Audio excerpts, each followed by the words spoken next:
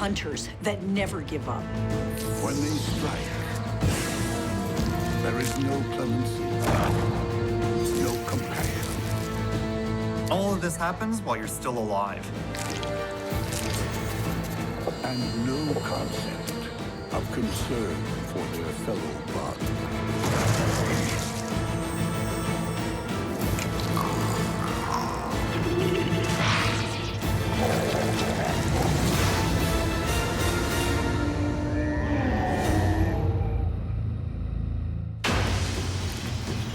At some stage, every carnivorous baby bug must strike out on its own and make its first kill.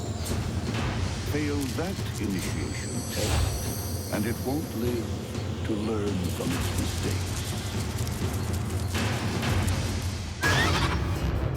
When a baby black-tailed scorpion takes on a pirate spider, it's youth versus experience. In the misty rainforests of Central America, it's not all violence and bloodshed. The most vicious murderer can be a mother, too. Female scorpions give birth to live young, anywhere from a dozen to 24 youngsters at a time. They clamber onto her back, where they ride on her back for anywhere from 1 to 2 weeks. Her body is a writhing mass. The babies jostle for position. And as any parent knows, it can be tough always having the kids on your back. Home life isn't always easy for young scorpions because if the mother is starving, she may simply turn around and eat her youngsters. They're less than an inch long, but already the babies have molted, shedding their exoskeletons and emerging as carbon copy killers. Each one possesses tough body armor, strong, slender pincers lined with sensory hairs, and at the rear end, a vicious sting laced with venom, fast-acting enough to stun almost any bug world opponent.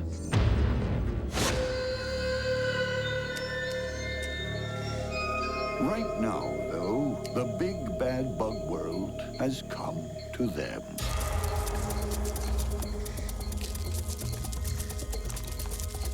A black jungle stalker is prowling for a kill.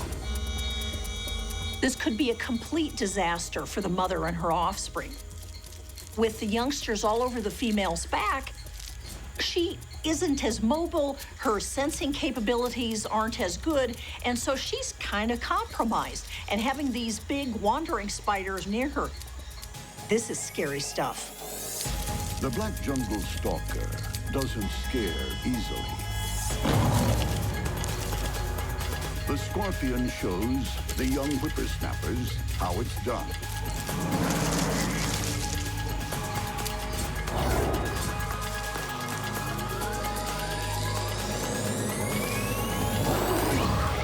But in the skirmish, some of her babies are thrown clear.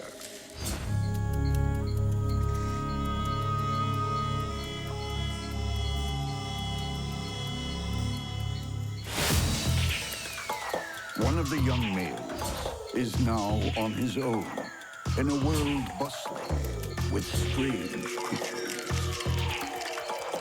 Look at this little guy. This is totally cute. His palps are covered with sensory hairs, and this is just providing blasts of new sensory information for him as he wanders in the new world. There is no going back. If he meets his mother again, she will kill him. One of the issues for baby scorpions is that adult scorpions love to eat baby scorpions. So these guys are at real risk, not only from other predatory insects, but from scorpions themselves. Fortunately, baby scorpions are genetically programmed to fend for themselves. The killing instinct is hardwired into their DNA.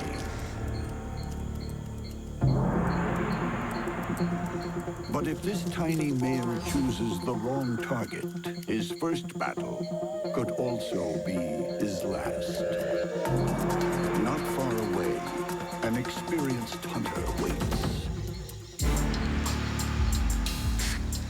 Sleek, stealthy, the pirate spider is an ambush predator par excellence.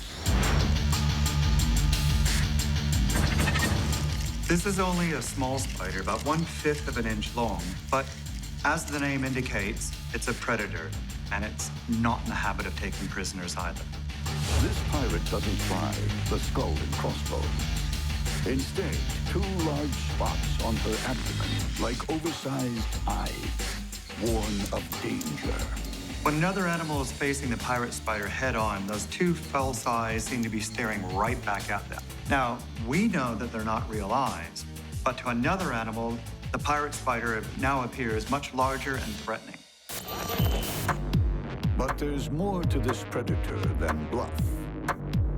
Extra long front legs, curved like a pirate's cutlass, are lined with enormous tooth-like spines. They're both sensors and savage weapons. The spines on the legs are very tough sensory hairs called setae, and they serve 2 purposes. One is to help detect prey, and the other is to help capture it.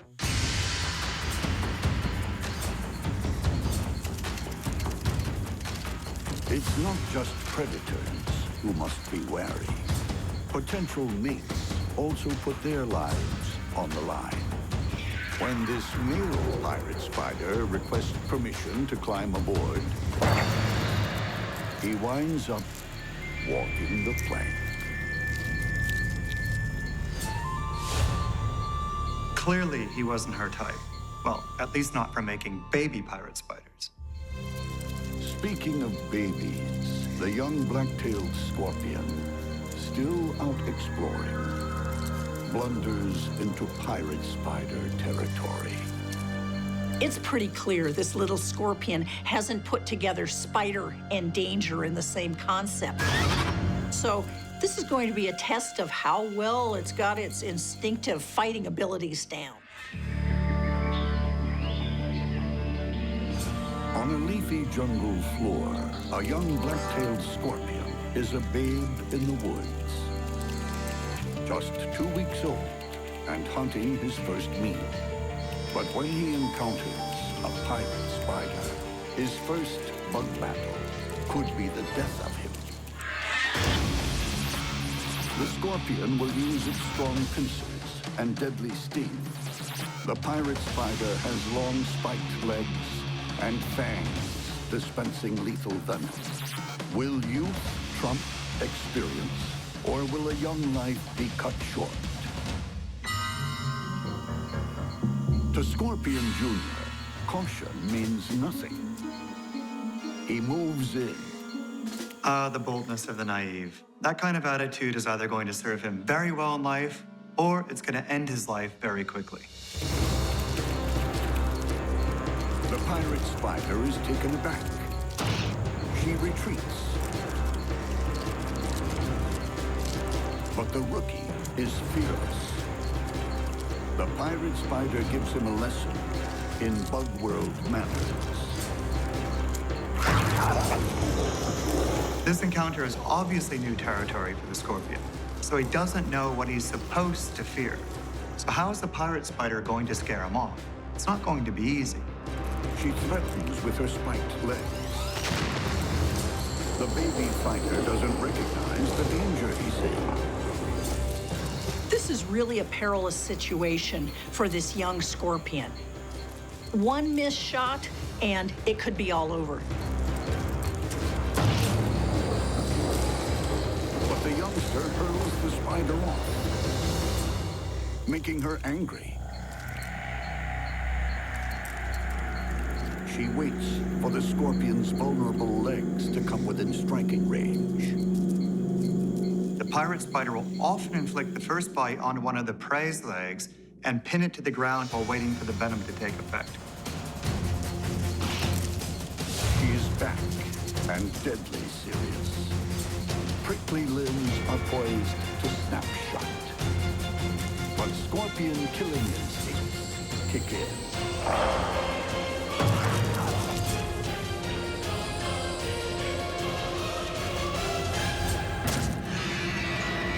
The stinger delivers its first lethal injection. Venom floods the spider's nervous system. The pirate is scuttled by beginner's luck.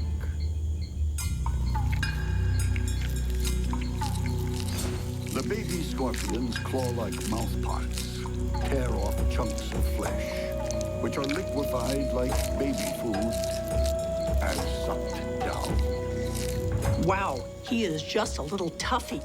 Instinct has trumped experience in this case, and I think he has a long life ahead of him. His mother would be proud. The baby has mastered the art of killing. Now all he needs to learn is to clean up after himself.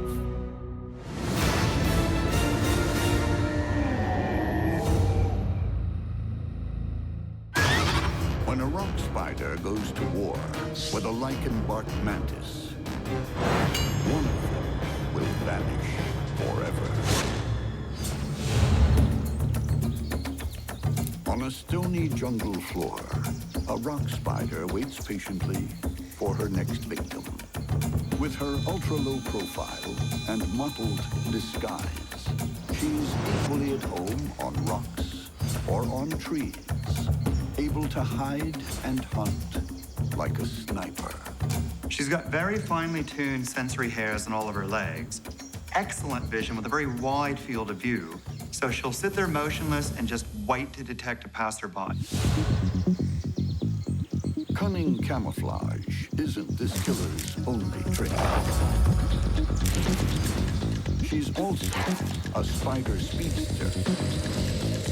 These spiders are amongst the world's fastest animals. We're talking in the order of 60 body lengths per second. That would be the equivalent of us running at 250 miles an hour.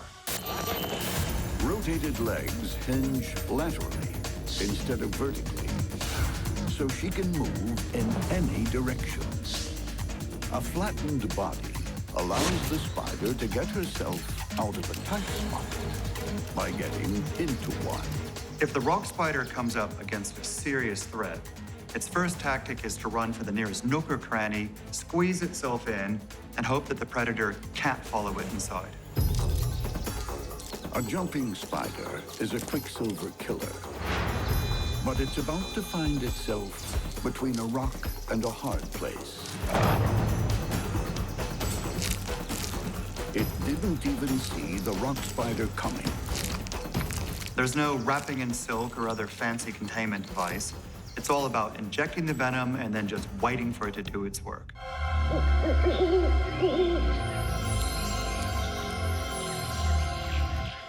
The rock spider isn't the only predator around these parts with stealth and speed.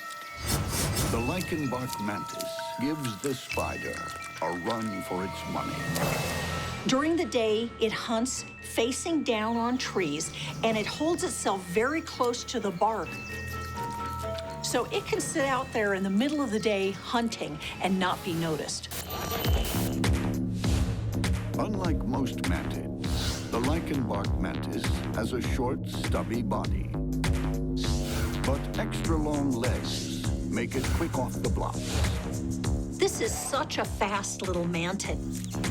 They really are pretty bold, and if they're threatened, they just zip away from the predators. Very little escapes the mantid's cold, unblinking gaze. Enormous compound eyes, also colored to aid camouflage, are supremely powerful motion detectors. They move their heads from side to side to give them more binocular vision. And if something moves, they're on it very, very rapidly. It doesn't need great vision to spot this potential meal. A bright green Katydid is like a blazing neon sign over an all-night diner. Super sharp mandibles tear it to pieces. It's fast. It's stealthy.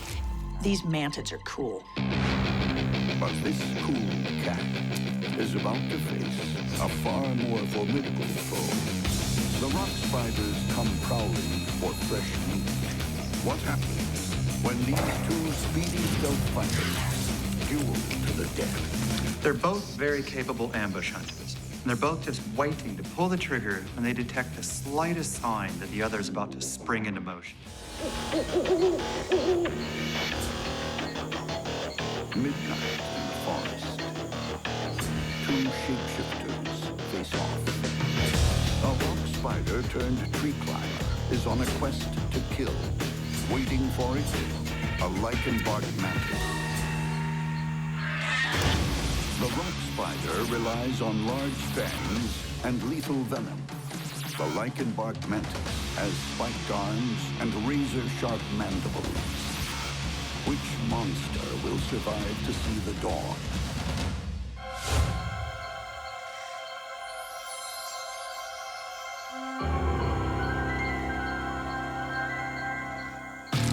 The spider's first move is her first mistake, giving away her position. The mantis's keen eyes are now trained on the intruder.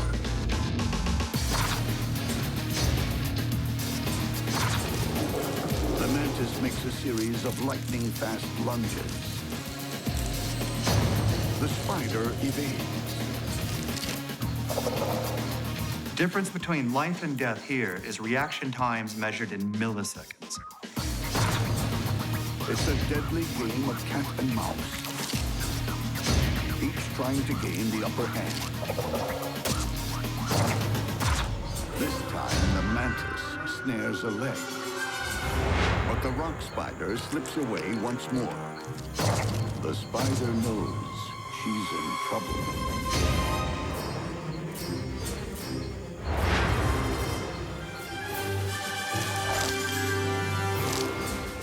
The mantis pounces. The rock spider throws off a leg as a life-saving decoy. Well, there's no turning back now. The mantis truly has the upper hand. There's no place to hide. The mantis charges.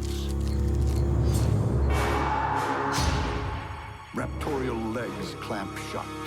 Spines bite down on flesh. Outpaced, the rock spider is beaten at her own game. I've got to admit, on this one, I was sure that the rock spider was going to get this mantis. The spider doesn't have time for regrets. In a blur of slicing mandibles, the mantis helps the rock spider achieve her final and very convincing vanishing act. I would comment on the aftermath, but there's nothing to comment on. The rock spider has totally disappeared from the face of the earth.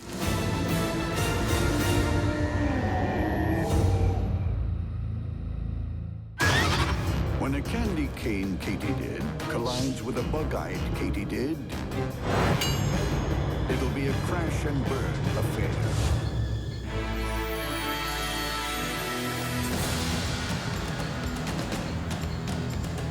Across our planet, there are more than 6,000 species of Katydid. Not all of them see eye to eye. The candy cane Katydid isn't known for its sweet disposition. It has all the charm of a muscle car, with body parts to match. Evolution has produced an amazing array of body forms. I wouldn't be surprised to find the candy cane Katydid listed in the catalog under bed of nails with teeth. Enormous spine-studded front legs snare victims, and gigantic mandibles reduce them to roadkill. The candy cane Katydid is all mean machine. The vast majority of Katydids are herbivores. This guy is 100% carnivore, and he can be as aggressive as a hungry caveman.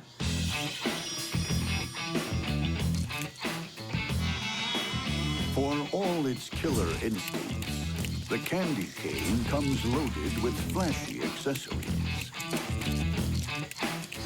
Long, super-sensitive antennae, and a colorful paint job. Most Katydids are very well camouflaged, but this guy's coloring is very showy. That indicates he's from a family of confident killers. My advice to other bugs, approach with caution. Most bugs that negotiate the jungle's highways and byways give the candy cane a wide berth. But this candy cane needs to fuel up fast. The fact is, there's nothing polite in a bug's life. There's no, excuse me, oh, pardon me. Charles Darwin declared nature red in tooth and claw for a good reason. The candy cane isn't the only carnivorous katydid cruising this rainforest. The bug-eyed katydid is a semi-transparent, turbocharged exterminator. They're super fast and super accurate. These predatory katydids are really good killers. Built for speed, the bug-eyed katydid is equipped with wings for flight. Pseudo-pupils stare back at foes from within huge compound eyes. Claws and gripping pads line its feet, and long spiked acrobatic limbs make for extraordinary acceleration. The hind legs might be long and slender, but the femur is very, very strong and muscular. In addition, the femur contains a protein called resolin. Resolin is very, very elastic, and it allows the katydid to catapult very rapidly, much more effectively than using muscle power alone. With hapless prey in its headlights, the bug-eyed katydid is ruthless. This sucking bug doesn't know what's hit it. The bug-eye's vicious mandibles chew through the victim's body like butter.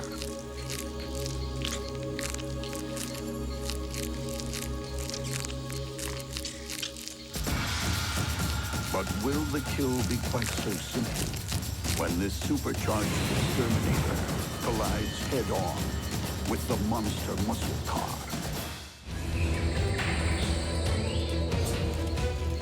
On one leaf, in one Central American rainforest, two katydids, a bug-eye and a candy cane, are on a collision course. This is a truck versus a sports car.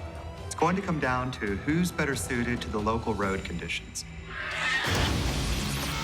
The candy cane has needle-sharp limbs and mandibles that slice and dice. The bug-eye also has box-cutter mandibles, plus speed. Who will survive the impending wreck?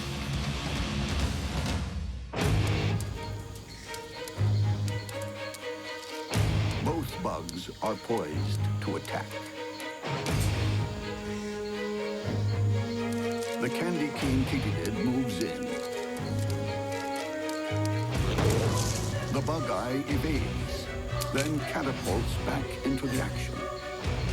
Both katydids circle each other, looking for an advantage. The candy cane strikes again, but the bug-eye is too fast. It returns, trying to battle its opponent. But the candy cane isn't fine.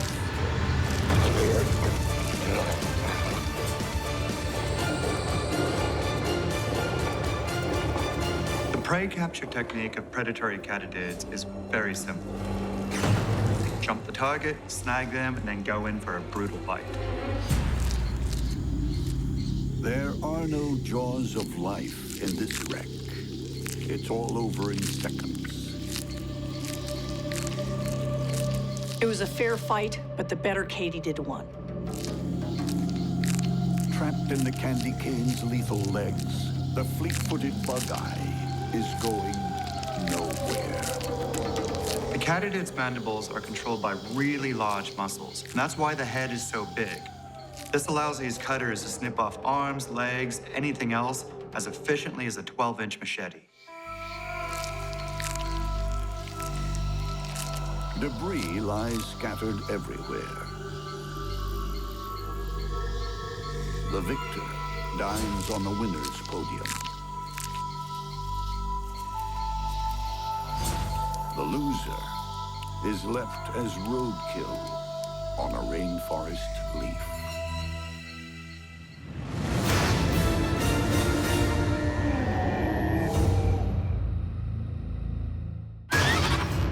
When a rufous comb-footed spider takes on a spitting spider, it's the mother of all battles. It has all the appearances of a routine night in the rainforest. A rufous comb-footed spider moves into a new neighborhood. The burden she carries is her egg sac, bulging with the next generation. Each of these egg sacs may have anywhere from 20 to 150 eggs. Deciding a dead leaf will make a good home and nursery, the mother-to-be leaves the sac dangling by a silk thread and starts building her new web.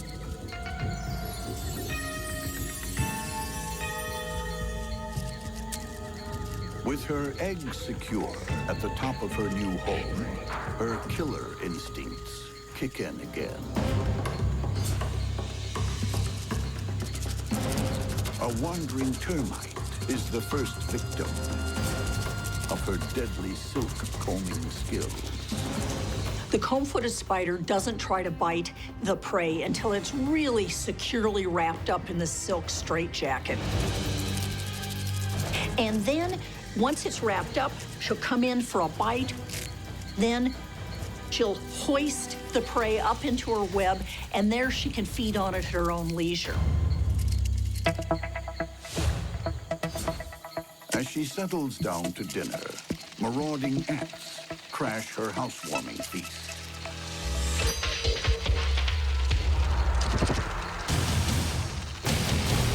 Fearing the ants will make a meal of her eggs, the comb-foot's maternal instinct kicks in.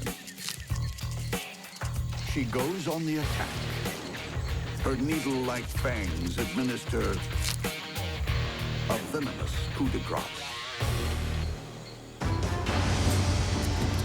Her eggs are safe for now, but the night isn't over. Nearby, another silk specialist is on the move. And far from welcoming the new kids on the block, she'll be spitting with rage. The spitting spider has venom glands to produce silk as well as venom. So the concoction this girl sprays out is both sticky and toxic. When this spider gets about a half inch from her prey, she'll then vibrate her fangs at 1,800 times a second while spraying out this venom-laden silk concoction, coating the prey in a zigzag pattern and pinning it to the ground.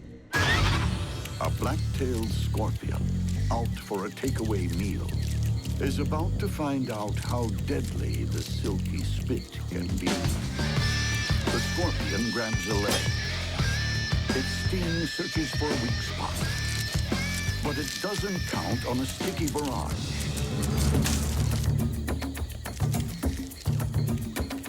Traveling at around 70 miles per hour, the toxic silk hits the target and immediately contracts, gluing the scorpion to the tree.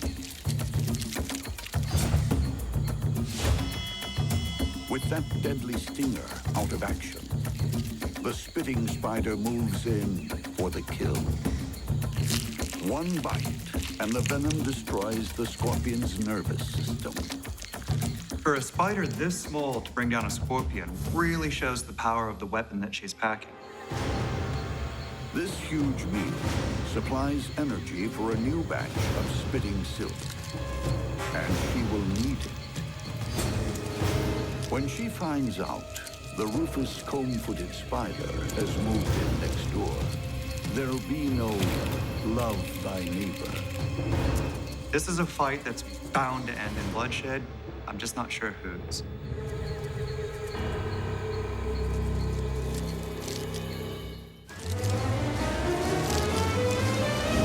A rufous comb-footed spider settles into her new home. Her one thought is to protect her eggs. But a fully armed spitting spider is about to invade her nursery. The spitting spider fires off toxic silk. The rufous comb-footed spider retaliates with silk wrapping.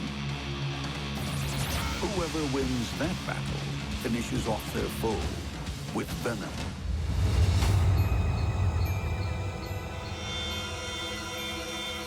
The invader tiptoes across the web. The rufous combfoot is fully aware she has company. She leapfrogs out of spitting range. Her attacker fires, but is off target. The combfoot heads for cover, leaving her eggs exposed. Even when her own safety is on the line, the rufous comb-footed spiders guard their egg sacs and defend it.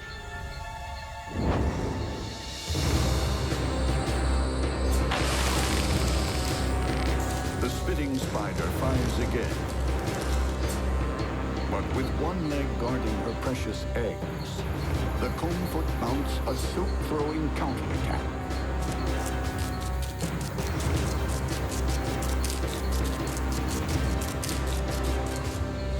The spitting spider fires back.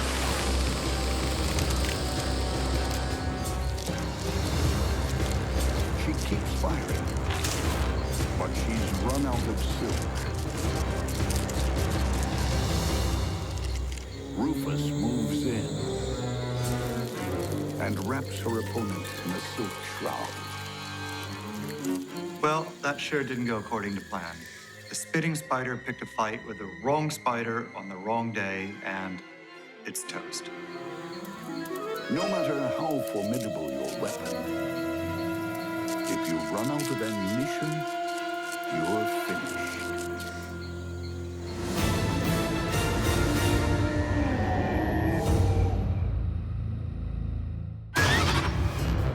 When a tiger assassin bug and a silverback cross spider meet for dinner, only one will enjoy the victory feast.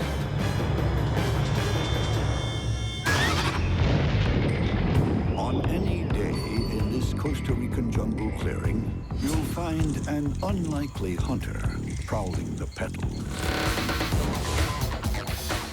With a cumbersome body and an alien head, the tiger assassin bug looks more like a clown than a killer. But there's nothing amusing about this predator. They'll eat pretty much anything that they can handle, any small arthropod. Bulbous compound eyes, attuned to color and movement, are constantly on the lookout for prey.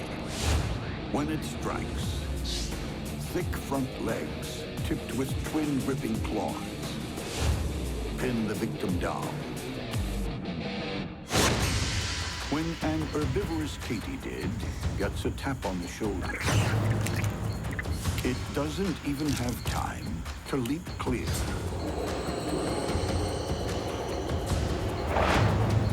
Ending its days impaled on one of the bug world's strangest and most effective weapons. Part dagger, part hypodermic needle. When the proboscis punctures flesh, the horror's only just beginning. Once it's in, it starts injecting this nasty, nasty, paralyzing fluid that immediately makes its prey go immobile.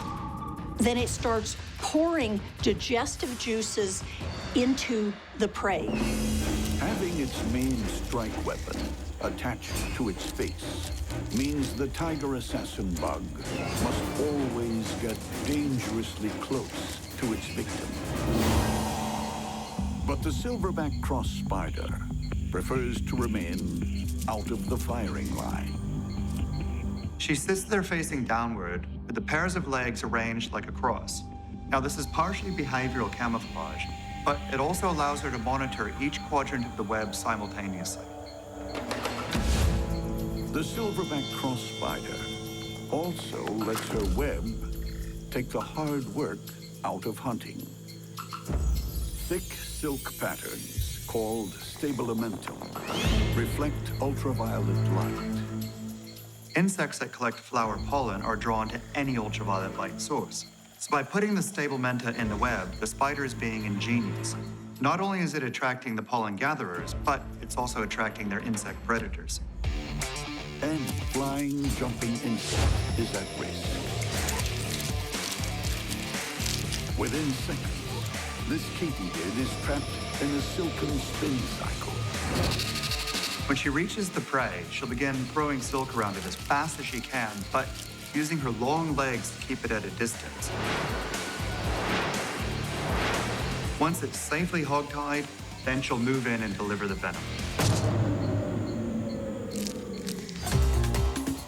Her snack disposed of, the silverback cross spider settles back into her web.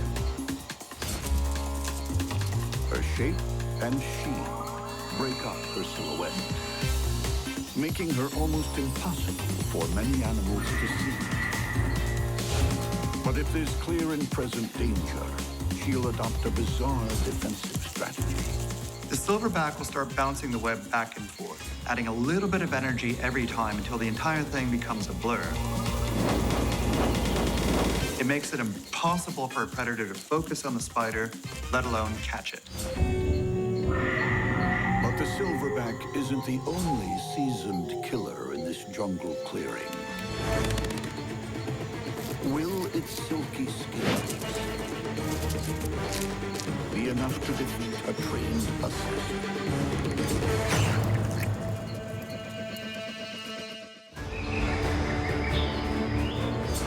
Night in the leafy killing fields. A tiger assassin bug is poised to attack a silverback cross spider. But she's not intimidated. There will be war. The tiger assassin bug has a stabbing proboscis that injects toxic saliva.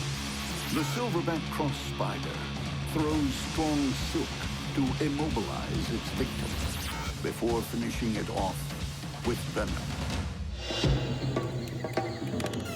The assassin bug crash lands in the spider's lair.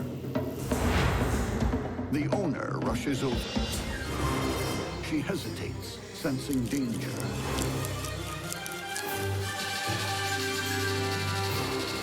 Then, in a blur of wrapping, she pulls out silk like bandages.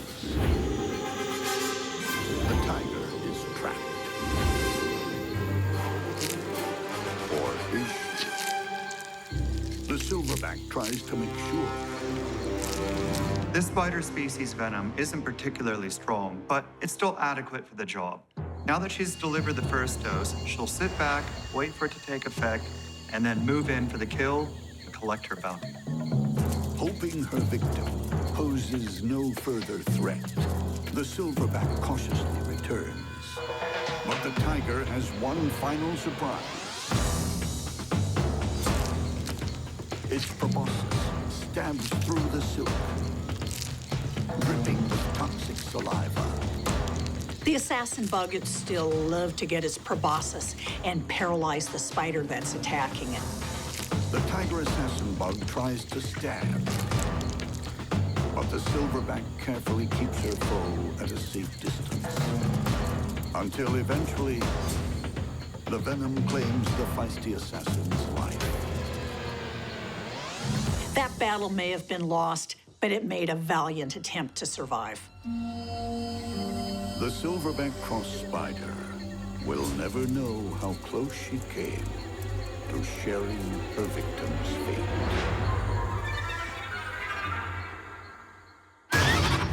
In a monster bug battle, victory is rarely a foregone conclusion.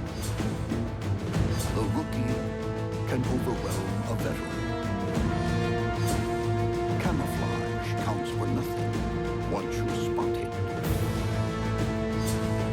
And a surefire weapon can fall short in the heat of battle. When bugs go to war, the only certainty is that you're triumphant or you're toast.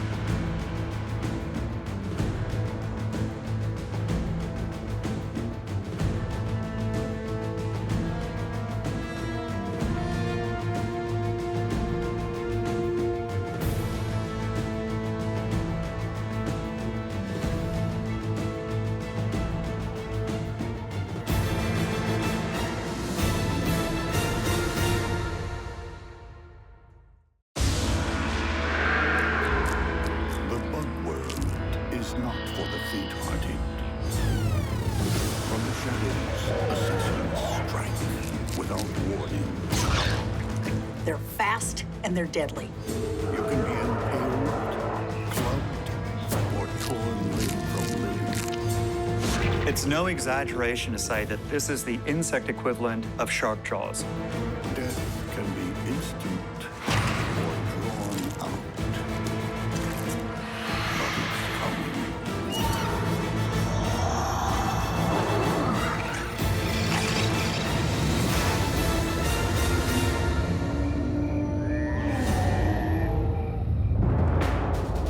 The bug world is full of spies with a license to kill.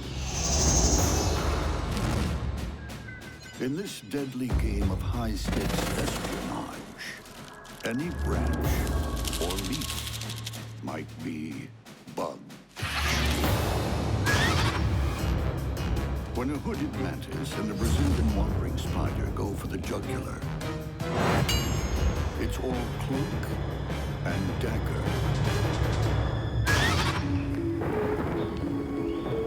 In the jungles of Central America, some of the deadliest predators are masters of disguise.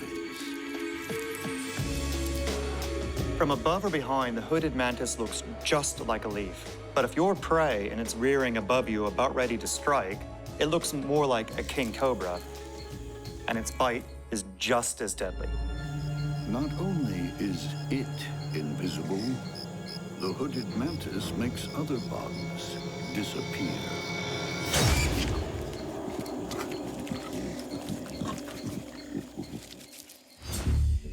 Like all good spies, the hooded mantis excels at surveillance. Two huge compound eyes give the mantis stereoscopic vision and excellent view to a kill. It also deploys two extra-long antennae, each lined with tens of thousands of highly sensitive chemoreceptors. Free of debris, they pick up the faintest enemy transmission. The antennae are constantly detecting chemical and physical information, especially when the mantis is sizing up an opponent or prey. This is particularly important when it reaches that stage where the mantis can't risk taking their eyes off the opponent in case they suddenly launch an attack of their own.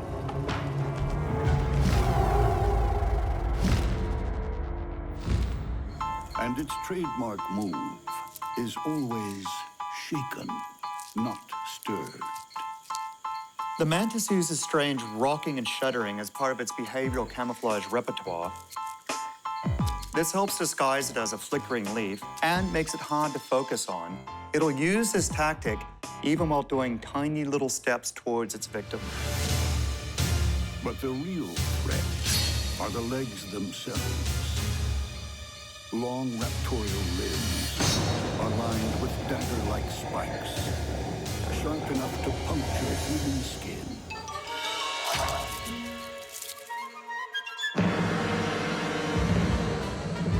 The entire prey capture strategy of mantids revolves around remaining invisible to their targets, striking out of nowhere, pinning their prey with their spiked arms, and then delivering a series of killer bites. A Katydid is an armored fighter who also kills for a living.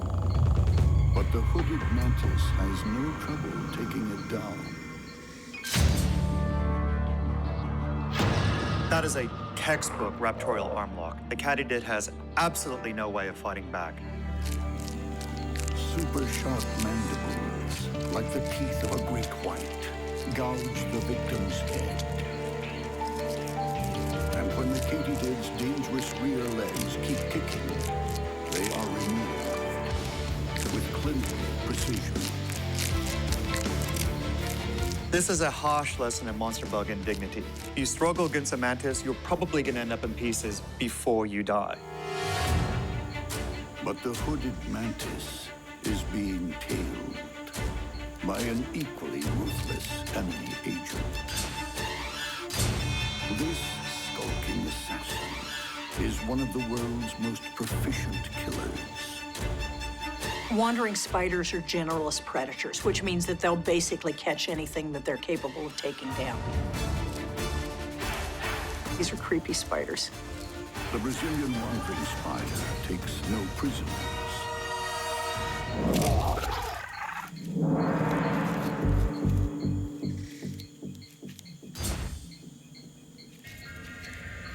These guys have a really nasty venom. It actually kills a number of humans every year. Her powerful body and long legs are covered in dense hair. Each one is a sensor, picking up tiny vibrations, even changes in airflow, which she uses to lethal effect. A Katydid is in the wrong place at the wrong time. Its only hope is to sneak by unnoticed. This Katydid is trying to walk by the spider, pretend like it's blowing in the wind or that it's debris, that it isn't a living animal. But the spider is completely aware of exactly what it is and is going to go after it. Eventually, the spider makes its move. Not with blinding speed, but like a slowly grasping hand. Venom strong enough to kill a child brings instant death. The Brazilian wandering spider is considered to have the most potent venom of any spiders in the world. The venom contains a combination of neurotoxins that affect the way the nervous system works, and it causes a great deal of tissue damage. Now, digestive enzymes turn the Katydid into green gumbo. But what happens when the Brazilian wandering spider meets its Cold War counterpart, the hooded mantis? Either one of these animals has the strength and the weapons to win this. These two ruthless agents share one creed: live and let die. In a seemingly peaceful Central American rainforest, a camouflaged hooded mantis is on an undercover assignment. A Brazilian wandering spider is also on a mission to kill.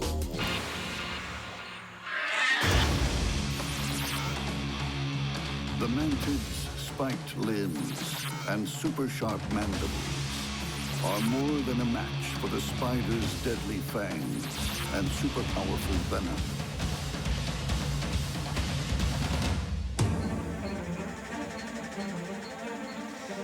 The two stone-cold assassins come face to face. So close they're actually touching. So now the wandering spider and the hooded mantis are in contact with each other, but it really is who moves the fastest and where they attack.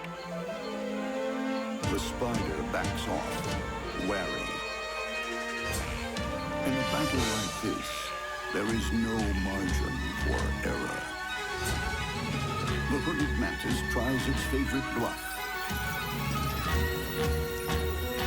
The praying mantis is hoping that its shuddering motion will let it get close to the spider without it recognizing that it has an opponent. But the spider isn't fooled.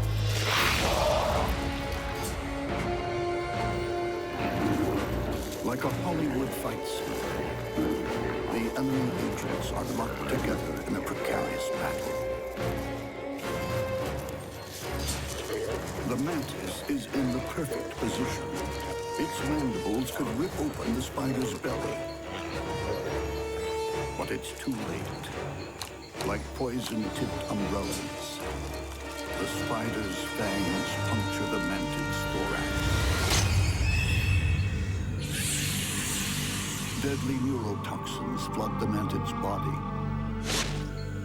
Within seconds, vital organs begin shutting down.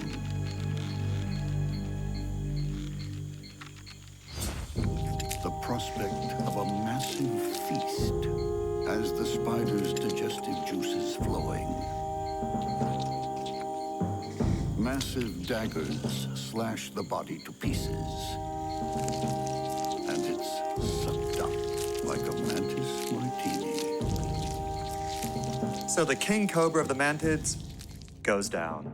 But you can't say he didn't score points for bravery. All that will be left is the mantid's hood, discarded like a dead spy's trench coat. When a colony of army ants goes to war against a rainforest crab, it's massed might versus heavy armor. If you're a rainforest bug, few sights are more terrifying than a colony of army ants on the march. There may be as many as 250,000 ants swarming through the forest. Animals are rushing to get away from them. They're killing anything that they can get. These army ants have a really potent stink. Voracious, all-consuming, the army ants form a fast-flowing tide of death. There is no escaping the wholesale slaughter. These army ant swarms, when they go out, are wiping out the invertebrates and maybe even small vertebrates in an area that is the size as big as 10 bowling lanes within a day. It's amazing.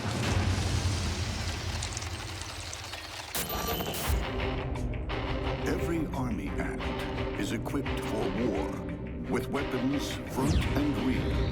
A needle-sharp sting stabs repeatedly, injecting paralyzing toxins. Sharp serrated mandibles cut and crush. Individually, they are formidable fighters. Working together, they're more than a match for much larger prey. A seething mass swarms over the victim, delivering death by 1,000 cuts. With each battle won, fresh meat is ferried back to the nest. They've got this huge colony and a queen who may be laying 50,000 eggs a day. Ants are going out in foraging swarms, collecting live prey, which they tear apart and then carry back to feed to these carnivorous larvae.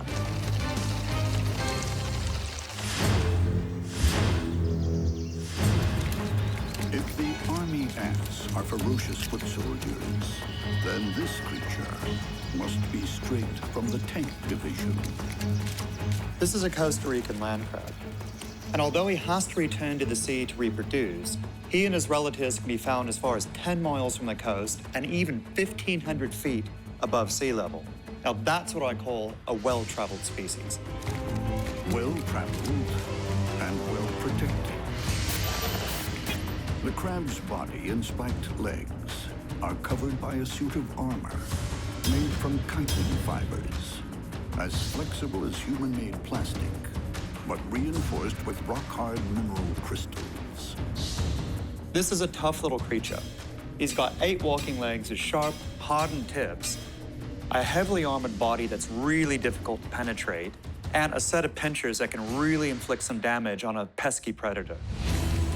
Massive, bulging pincers are a surefire deterrent to would-be predators. The claws are used for digging, as well as manipulating food and tearing it apart. The mouth parts are very adept at cutting, but they're not used as a weapon. That's left to the pinchers and the spiky feet.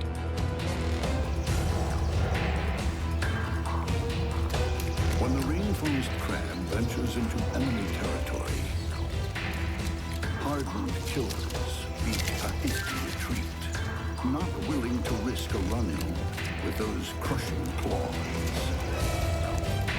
This foray in the leaf litter will put it in the path of an oncoming storm. The army ant swarm. But what happens when the tank on legs clashes with a rampaging infantry regiment?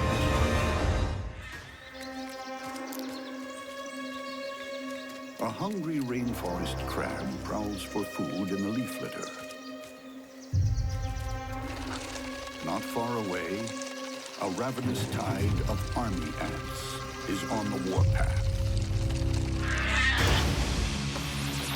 The army ants attack with savage mandibles and stings full of paralyzing toxin. The rainforest crab relies on heavy-duty armor and massive claws. Who will emerge victorious?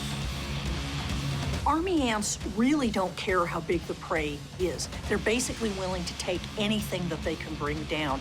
And this is because they have an awful lot of hungry mouths to feed back at the colony. When the ants make contact, the crab's first instinct is to cut and run. Seeing a swarm of army ants approach must be a terrifying sight. He'd be feeling like he's surrounded by a horde of serial killers armed with machetes and dart guns. The crab's getaway isn't quick enough.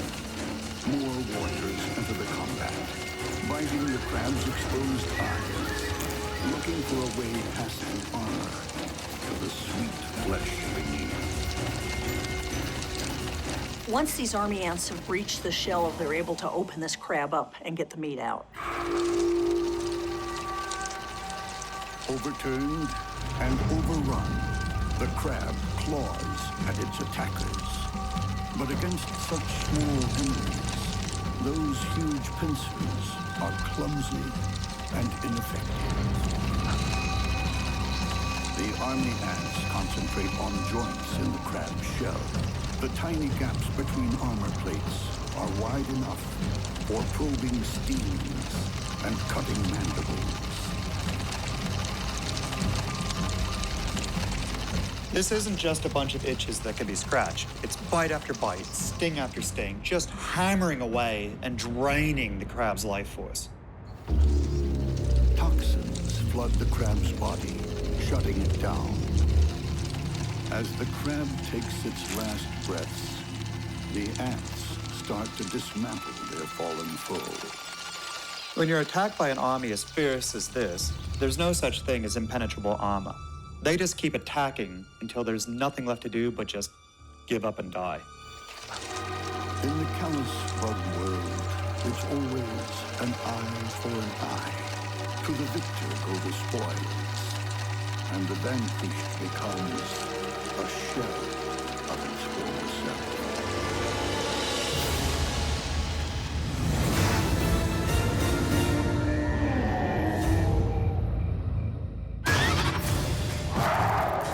In the treacherous world of bugs, there are many ways chance to meet your doom.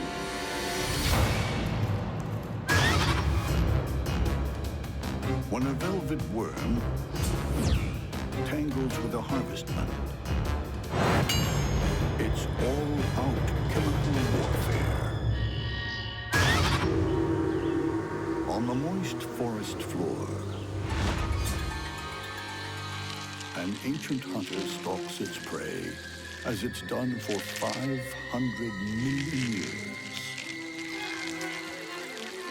The velvet worm is an all-terrain terror, flowing across uneven ground on hydraulic legs.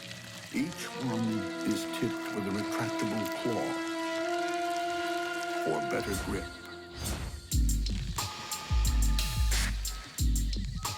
Tiny bumps on the body, called papillae, repel water, keeping the worm dry as it navigates its wet, humid world. Each of the wart-like bumps on its body has a bristle at the tip that acts as a mechanoreceptive sensor. What this means is that the velvet worm is constantly monitoring its environment with its skin. It looks harmless enough, but the only soft thing about the velvet worm is its name. They're voracious predators. Velvet worms can grow up to 4 inches, and they can capture animals right up to their own size. This puts a very large amount of different creatures on their menu list. With a top speed of less than 2 inches per second, it's not able to chase down a meal. But who needs speed when you possess one of the bug world's strangest and most effective long-range weapons? On either side of its head, modified legs called oral tubes fire twin jets of viscous slime. Caught in the sticky blast, the target is immobilized by biological glue. This slime straitjacket is about 90% water. But as the water evaporates, proteins in the slime start to tangle and form tight chemical bonds. This becomes stringier, stickier, and harder by the second. This is such a cunning natural design.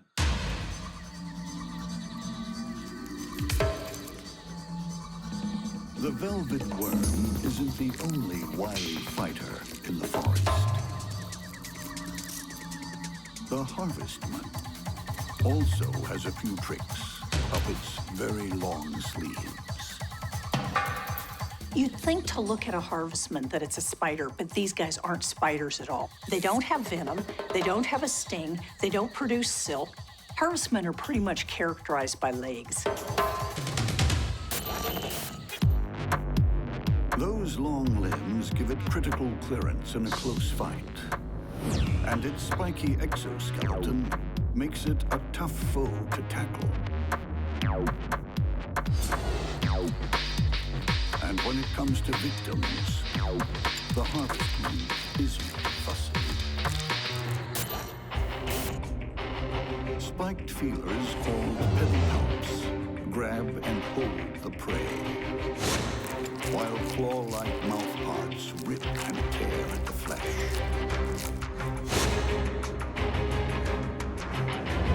And when under attack, the Harvestman wields its own chemical weapon. The way many Harvestmen defend themselves is with stinky glandular secretions that can spray or ooze onto the predator. When these chemical combatants collide, it's stealth and stickiness versus stench on stilts. In the Central American rainforest, a velvet worm hunts for prey. Close by, a long-legged Harvestman is also prowling for food. Neither will back down. The velvet worm has slime guns and razor-sharp mouthparts. The Harvestman boasts claw-like mandibles and a foul defensive spray. Which one will live to fight another day? This contest is between two very different approaches to survival. Strong offense versus strong defense.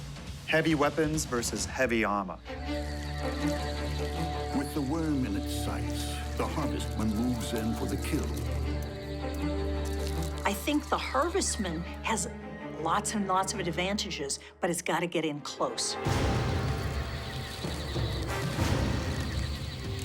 But it's too close.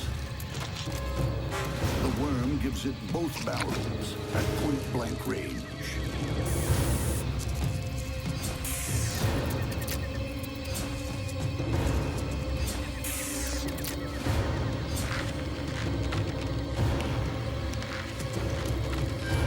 The Harvestman struggles, but thrashing only tightens its slimy bonds. It's the glue from hell.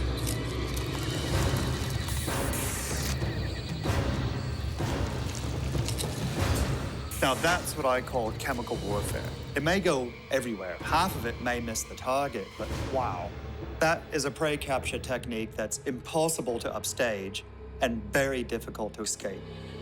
The Harvestman is in serious trouble. All it can do at this point is back off and see if it can groom the glue off. But it's nasty. With its victim pinned and defenseless, the velvet worm switches to safecracker mode, looking for a way into its meal. Like hellish cookie cutters, the powerful mandibles start sawing through the Harvestman's armor. Eventually, the worm injects its toxic saliva. The saliva that the velvet worm is injecting contains mucus and also hydrolytic digestive enzymes that are pre-digesting the food outside of its body, so all it has to do now is sit back and suck it up. Things don't always turn out the way you'd expect in the bug realm. You can have all the weapons in the world, but slow and sticky often wins the race. When a black jungle stalker and a black-faced Katydid go head-to-head, dark forces will be unleashed.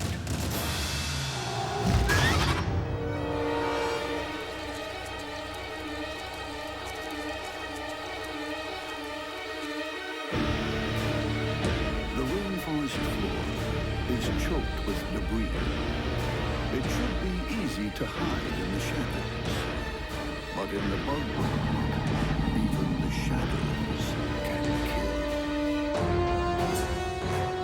kill. Stalkers give everyone the creeps, and the black jungle stalker is creepy enough to ruin any picnic.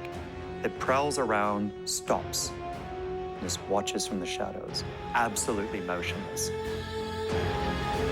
The first thing its prey are likely to see is a face full of fangs. Then again, the attack is so quick, so violent. The victim never knows what hit it. The secret to the spider's incredible athleticism lies in its long, tapered legs. They're hydraulically operated. A system of valves controls the flow of blood into each limb. When the valve fully opens, the sudden surge pumps the leg up, ready for takeoff. This is a spider that can really hurl itself into the air when it goes for a strike. So it can even give low-flying insects a good reason to reconsider their altitude. The black stalker's sleek body is covered with fine hairs. Some on its long limbs act as super-sensitive motion detectors that react to the slightest change in even a breath of air. Those long sensory hairs on the spider's legs are so sensitive they can even detect when an insect flaps its wings. The black jungle stalker isn't the only stealthy killer on the forest floor. A terrifying face looms out of the dark. with its hideous tooth-like grin and homicidal stare. The black-faced Katydid is a stone-cold psychopath. These Katydids have black war paint on their faces. It camouflages them so they look less distinctively like a Katydid and instead blend into the background more. This mobile medieval torture chamber is always ready to rumble. No executioner's word was ever sharp as the blackface's fierce mandibles. And its powerful legs and wings are not only superbly camouflaged, they get it out of trouble fast. But what happens when the psychopath and the stalker meet at close quarters? In the Rainforest leaf litter, two warriors prepare to engage in mortal combat. The black jungle stalker is poised to strike. This killer has large fangs and paralyzing venom. The Katydid counters with saw-toothed limbs and razor-sharp mandibles. Which combination has the winning edge? In this battle, it really comes down to whoever's fastest, whoever has the best angle, whoever has the speed at the last minute, maybe even who starts first, but we're down to it. With its antennae probing, the blackface goes on the offensive. The jungle stalker doesn't demur. It reaches forward.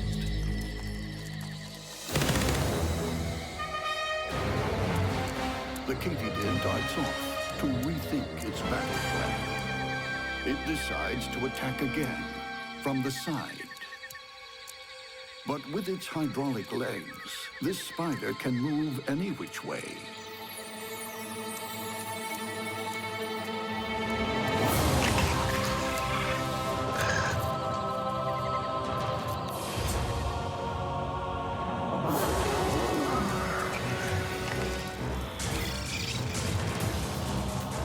Huge fangs puncture the Katydid's protective armor.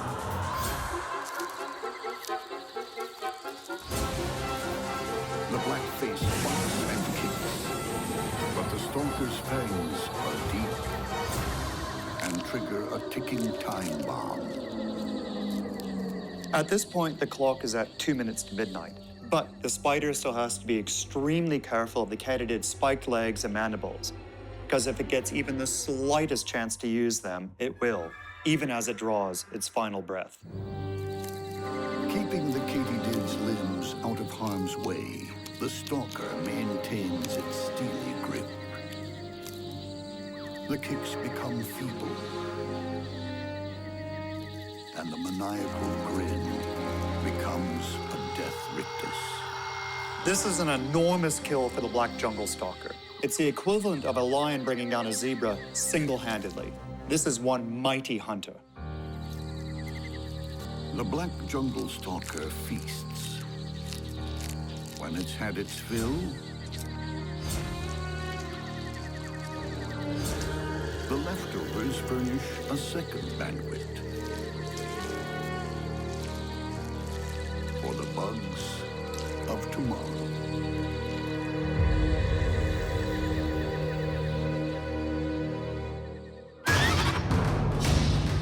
The bug world is locked in the dark ages. Life is nasty, brutal, and short. Death can strike at any moment.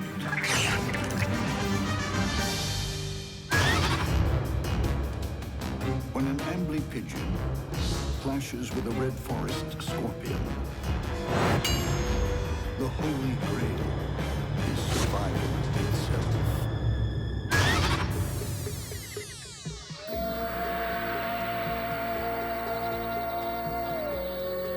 The ambly-pigeon is a rainforest Frankenstein. part spider, part scorpion.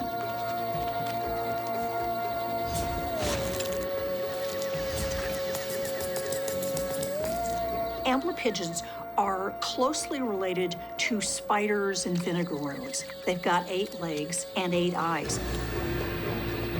It shuns the light, spending its days skulking in crevices or under rocks, emerging after dark to feed. Its armored body is built low to the ground.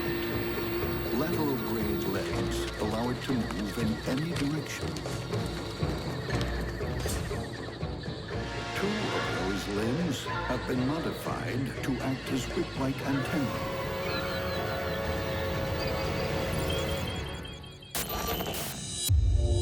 They're extremely sensitive to the movement of air or other vibrations in its vicinity. They're also very sensitive to odors, which is unusual for an arachnid.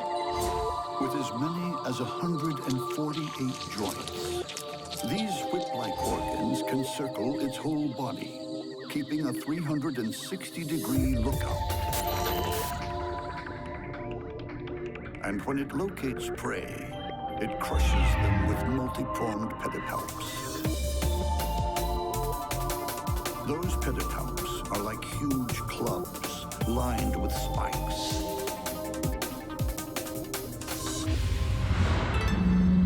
The amblypygid will need all its weaponry and heavy armor when it encounters the red forest scorpion. The red forest scorpion is a night stalker who enjoys the thrill of the chase. Scorpions are ultimate hunters. Long, slender pincers, lined with fine sensory hairs, hold prey in a vice-like grip. At the other end, its main strike weapon, a bulbous sting, dispenses fast-acting venom. If you think cyanide is a powerful toxin, some scorpion venoms are actually over 100 times more potent. This kills their prey extremely fast, stone dead. This one's hot on the trail of its next kill. Under its body, feathery organs called pectines have picked up a scent. The scorpion is tapping its pectines on the ground about once every 30th of a second, sensing a chemical trail. The more often it detects the scent, the more accurately it can track the prey. A large ground spider doesn't realize it's on the radar until it's too late.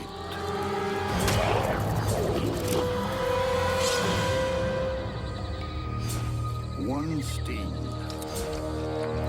and the scorpion feasts. But when the amblypygid comes by, the conquest might not be quite so easy.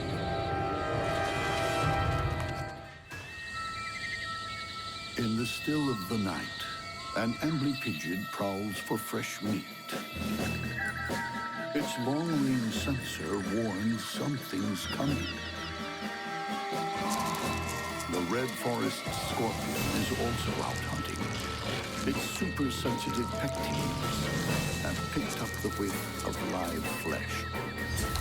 When these 2 knights of the dark realm go head-to-head, only one will survive. The amblypygid has crushing club-like claws and blinding speed. The red forest scorpion has a lethal stinger and super-potent venom. Which one will emerge alive?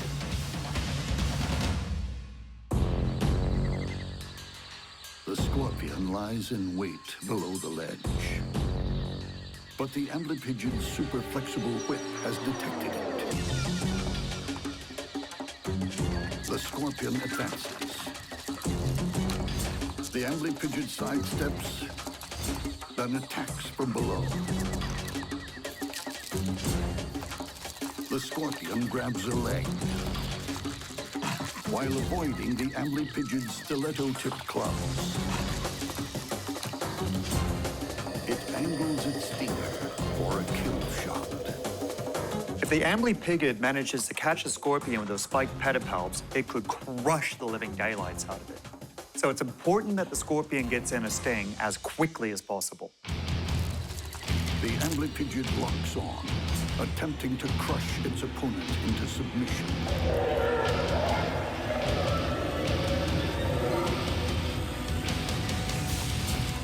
But the scorpion's tail is free.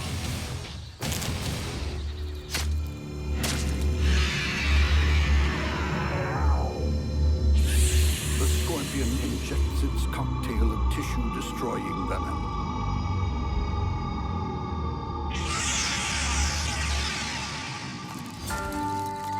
Before it takes effect, the amblypygid makes one last-ditch attempt to escape. But the red forest scorpion is not about to lose its grip on this meal. Breaking a leg in two, it begins to feed as the venom takes hold.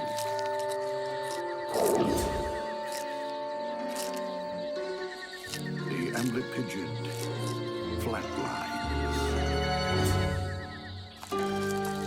And in a final indignity, this ancient medieval fighter becomes a free-for-all buffet on the forest floor.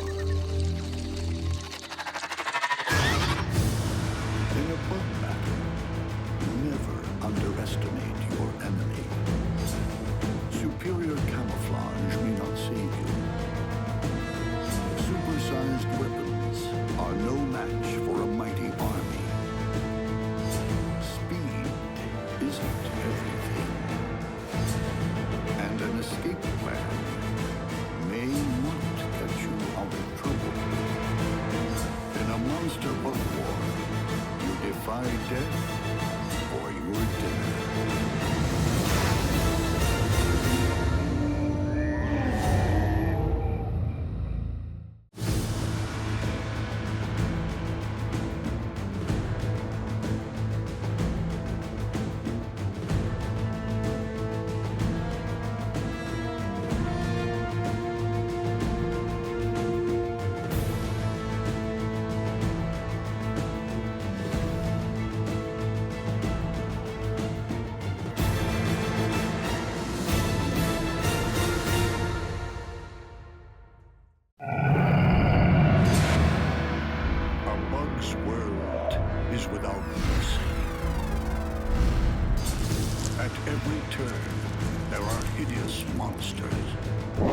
Don't be fooled. These are killers.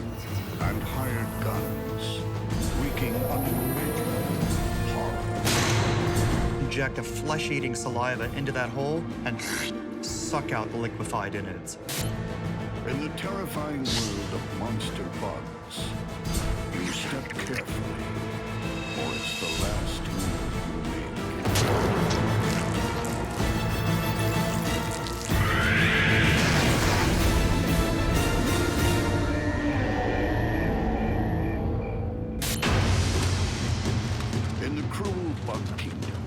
Some killers camouflage themselves. Others survive on pure speed or brute force. When a moss mantis clashes with a tiger beetle,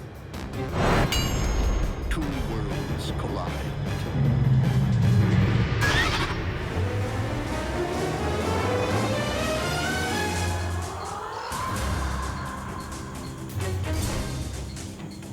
On the moss-covered branches of a South American rainforest, a specter haunts.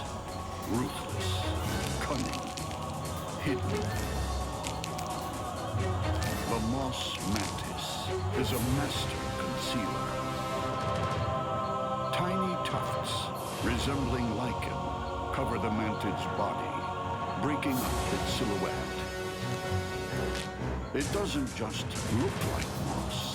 It behaves like moss. The moss mantis is so adept at impersonating moss that it'll hang down under the branches as well, even swaying side to side like a little bit of moss in the breeze. Talk about an evil genius. You may not see it, but it sees you. With super-sensitive eyes, mottled and horned, to blend into the background. These two large compound eyes give the mantis excellent depth perception, a very wide field of view, and they can even detect motion up to 60 feet away. The instant it senses movement, the mantis deploys ingenious range-finding equipment on its neck. Mantis have a series of very fine hairs on the back of their neck that are in constant contact with the head. So as the head turns to look at a prey, the hairs also move, and this tells them exactly what direction to launch their raptorial strike. It's so accurate that 85% of the strikes are successful.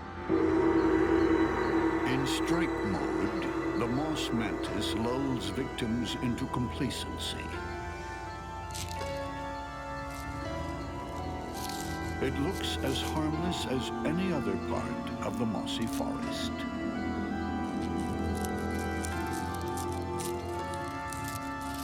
But when it goes on the attack, the moss mantis becomes a slick killing machine.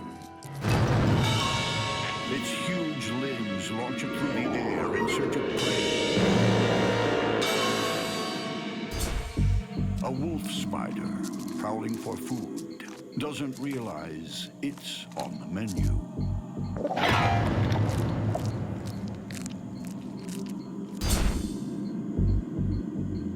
When a mantis snatches its prey, the entire strike only takes 30 to 50 milliseconds. That's 3 or 4 times faster than a human muscle reflex, or about 10% how long it takes for me to blink my eyes.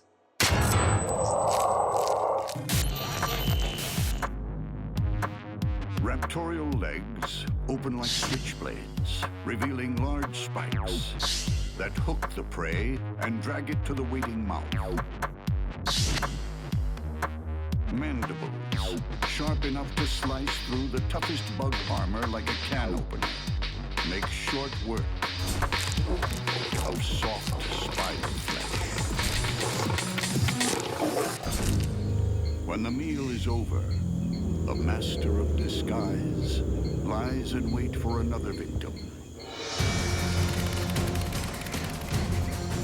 But not every bug worries about camouflage or clever tactics. Flashy and fast, tiger beetles take other bugs head on. Tiger beetles are fast animals. They run after prey, they grab it, they tear it to pieces, they eat it fast and go off running again. With iridescent shells, metallic sheen, and blinding speed, ground-hugging tiger beetles are like Formula One cars on legs.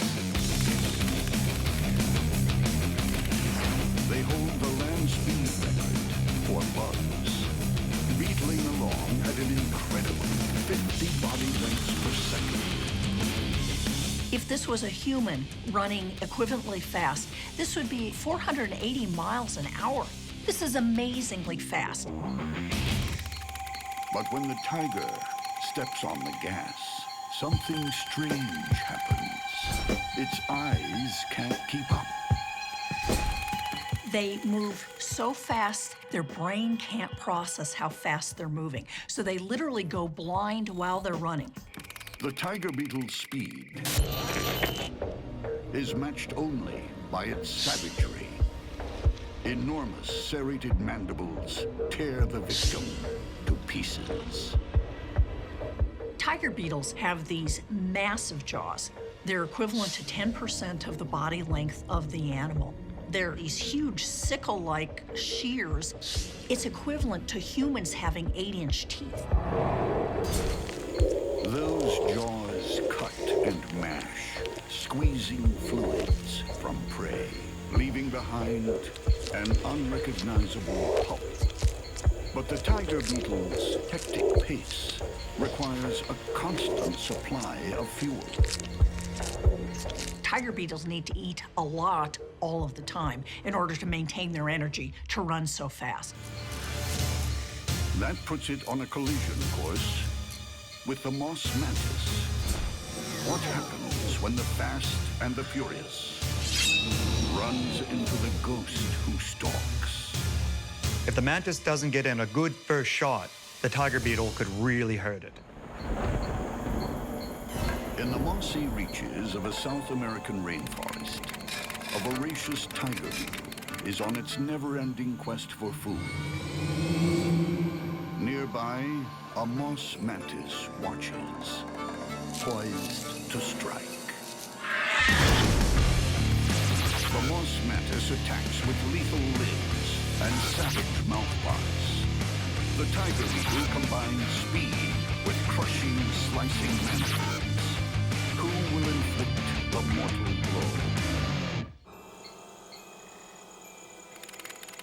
blow? The mantid must choose its moment with military precision, because the tiger beetle can sever entire limbs with a single bite.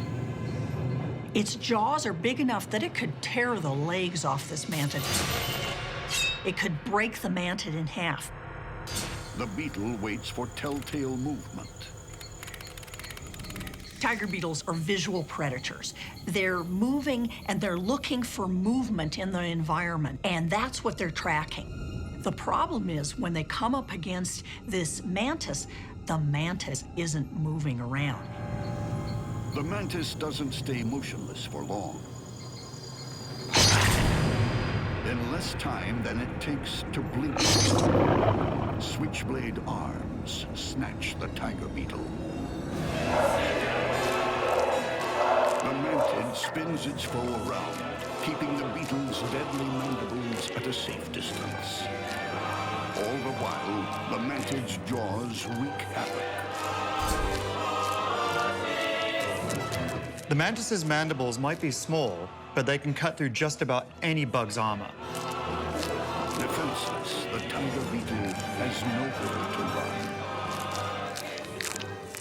run. Speed isn't everything. Sometimes the animals that just stay very still and then attack very rapidly are really the winners. In the bug world, it isn't always survival of the fastest. When a horned katydid and an owl butterfly caterpillar lock horns, there's no happily ever after.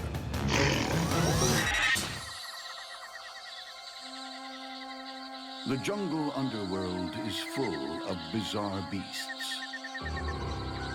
With its forked tail, spiked back, and hairy horns, the owl butterfly caterpillar is like a mythical creature. It just looks like some kind of weird snake or slug, and its entire existence revolves around one thing: eating, and eating a lot.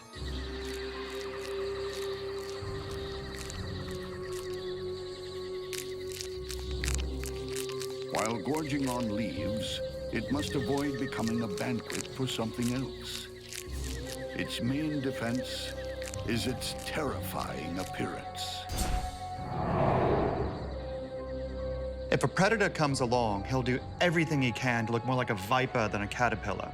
Puff himself up, act strangely, pull threatening poses, even swipe with his horns. The horns are hard and can be used like antlers in battle. And the owl butterfly caterpillar's mandibles can do more than mulch. Push comes to shove, he will use them to try to fend off an aggressor. The owl butterfly caterpillar isn't the only horned beast on the prowl. With its distinctive crowning glory, the horned katydid resembles the fabled unicorn. The horned katydids have this weird projection coming out just behind their eyes. They may look cute, but these are predatory katydids. The horned Katydid is a ruthless assassin, able to hide in plain sight. Often they'll look like just this perfect green leaf. Even the veins in their wings look like the veins in a leaf. Potential prey may be walking along and they don't notice that this leaf, in fact, is a predator, and that's to their peril. The horn is there to intimidate. But the real danger are these mandibles. Sharp enough to skewer heavily armored opponents. Then spiked legs, vicious enough to rip through a predatory bat's wings. It's a foe that's as lethal as it is mean. They're serious predators that attack animals and eat them alive.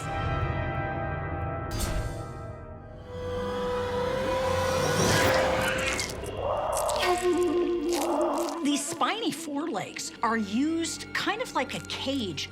The spines keep the prey close to the katydid, and then it's able to bite it and tear it into pieces. This killer doesn't wait for its prey to die. It's just meat and eat.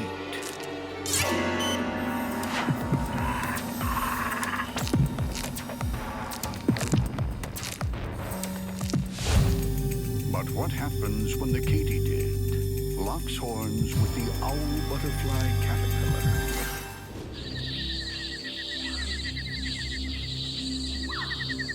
It's the dead of night in the jungle. A horned Katydid is looking for fresh meat. On a nearby reef, an owl butterfly caterpillar is also out to feed. The Katydid's antennae lock on.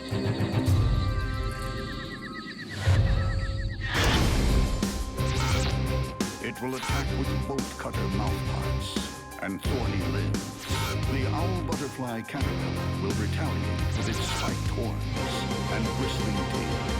Who will inflict the mortal blow?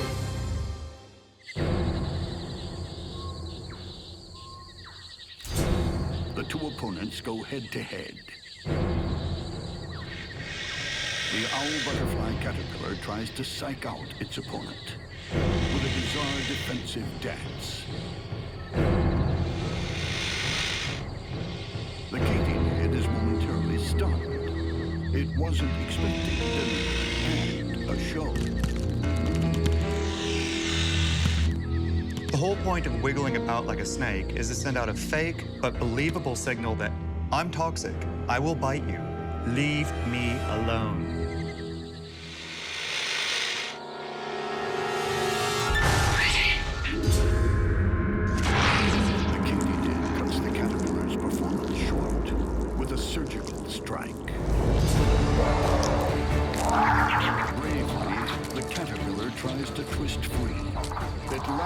With its forked tail, desperately trying to get in a bite.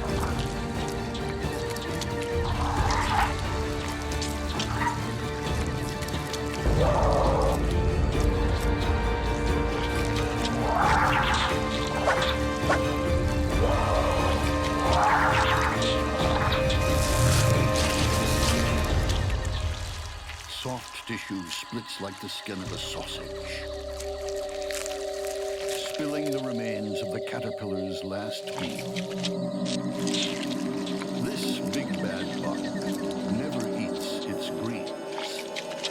Often what they'll do is they'll pull the guts out to avoid the nasty chemicals that are in the plant that the caterpillar ate, and they're able to eat the relatively succulent caterpillar itself. Even disemboweled, the caterpillar tries to bite its attacker.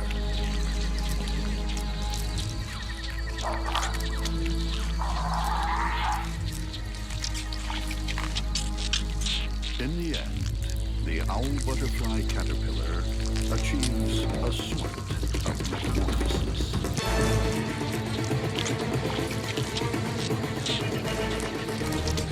A gruesome transformation from potential butterfly to unrecognizable meat.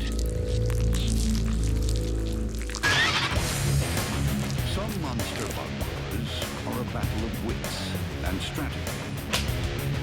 Other conflicts are won with brute strength and raw power. When an ogre-faced spider and an army ant soldier face off, it's brains versus brawn.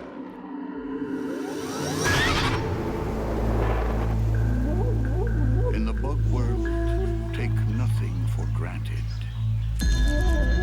Shape-shifting assassins can appear anywhere.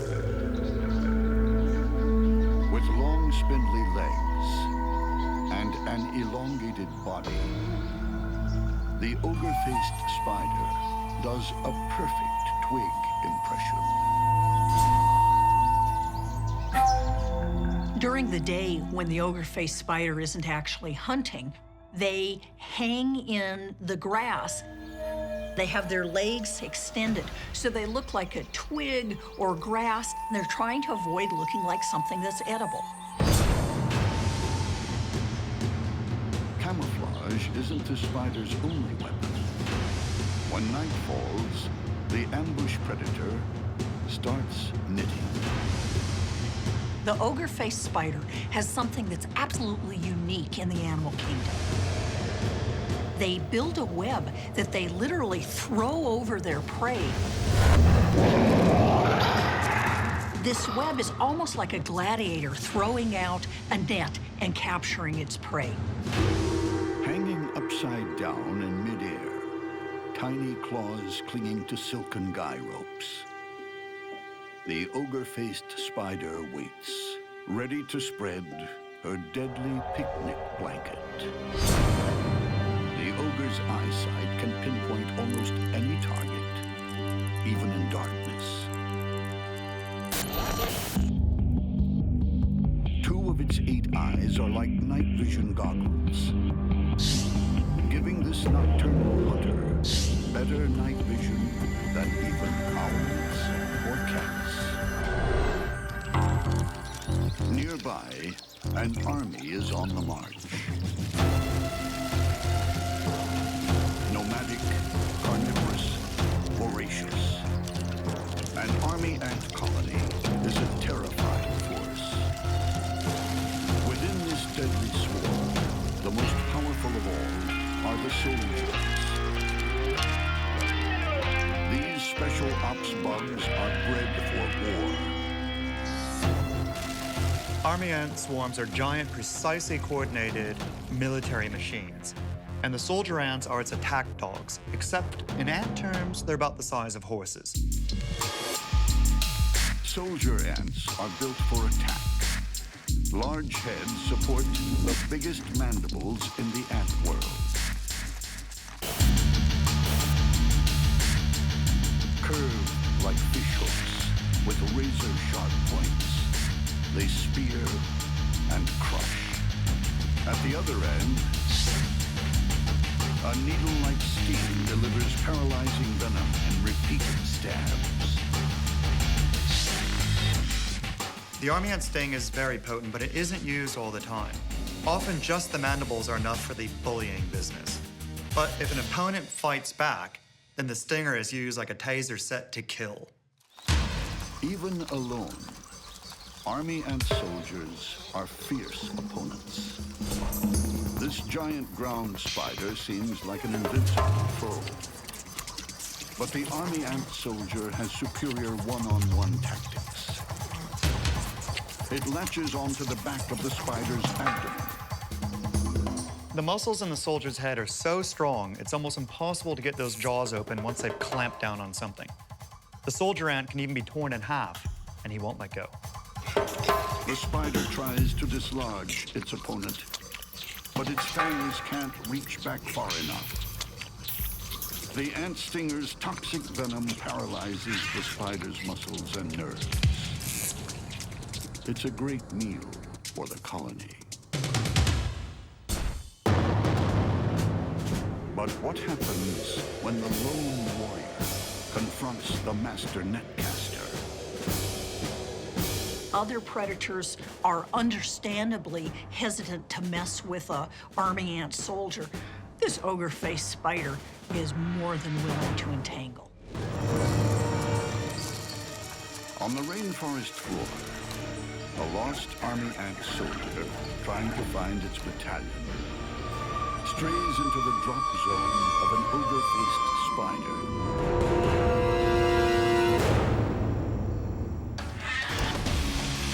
The spider attacks with its gladiatorial net and toxic venom. The army ant fights with its terrifying mantis and paralyzing sting.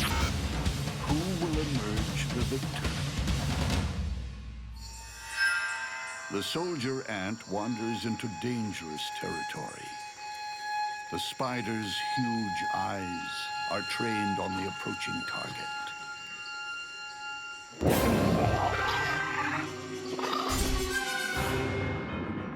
The ant first scoops up the huge mandibles, disabling the ant's primary weapon. But a soldier ant isn't any bug. It's special ops. There'll be no surrender. This army ant has strong sickle-like jaws. It's got a powerful sting. It could do real damage to the ogre-faced spider.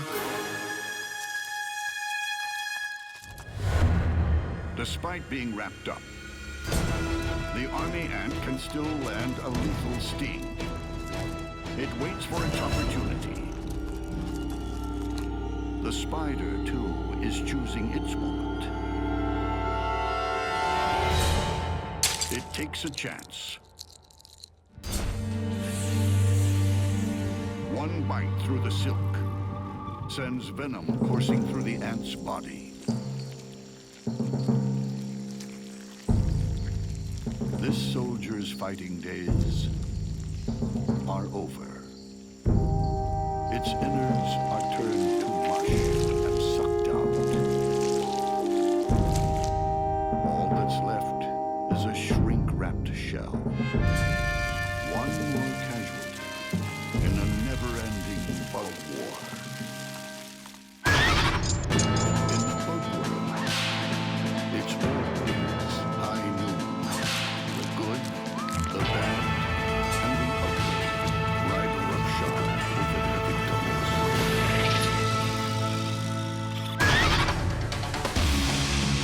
When a red-thighed wandering spider and a black-tailed scorpion shoot it out, one of them is bound for Boot Hill.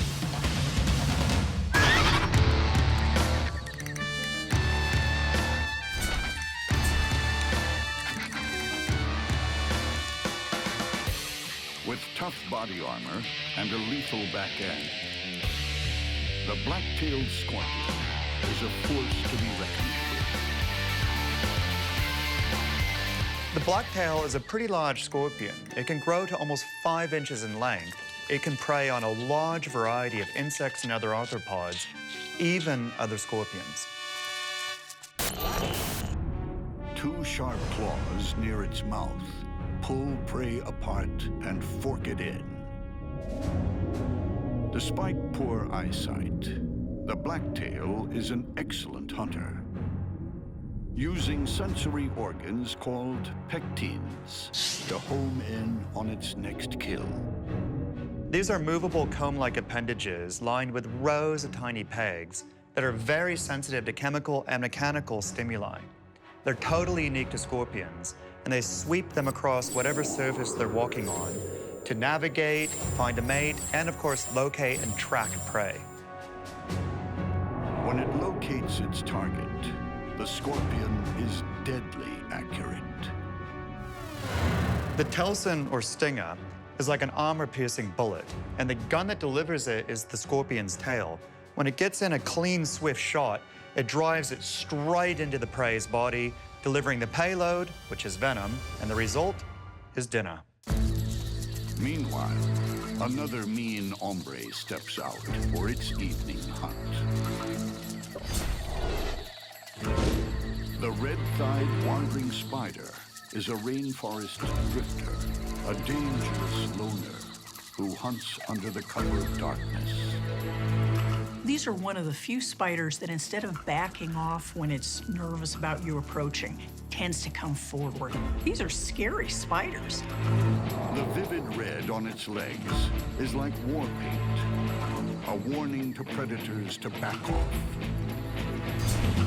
When it attacks, it's super swift, amazingly agile.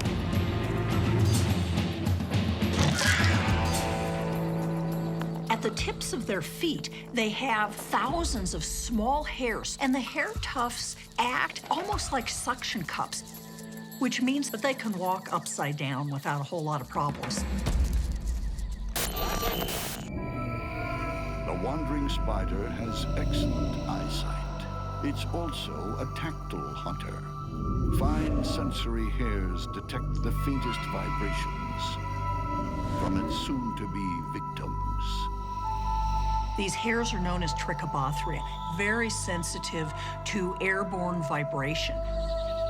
This large Katydid is an accomplished killer, but when it puts the wrong foot forward, it doesn't even have time to draw. Huge fangs inject a potent neurotoxin that shuts down the Katydid's internal organs. The red thigh ropes its prey with a silk lariat. They will move around this Katydid, trailing a line of silk. And what this line of silk does is it's a simple form of prey wrapping. It's helping tie the Katydid onto the tree or onto the vegetation, so it's much less likely to fall off. Hog-tied, the Katydid is devoured. Meanwhile, the black-tailed scorpion is on the prowl. In the inevitable shootout, which one will be left standing? The scorpion has just one advantage here, and that's weapons on both ends of the body. But I reckon this is too close to call. It's high moon in the jungle. Two gunslingers are out on the prowl. And on this branch of Main Street, there's only room for one.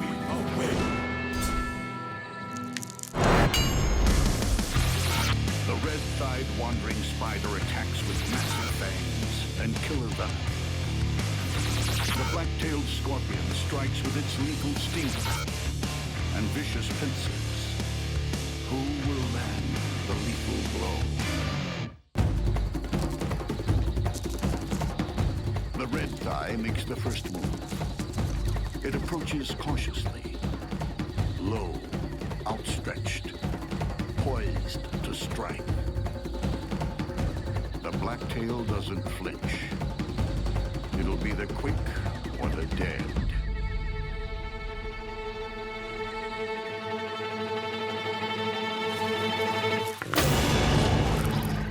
The spider only escapes by sacrificing its own leg.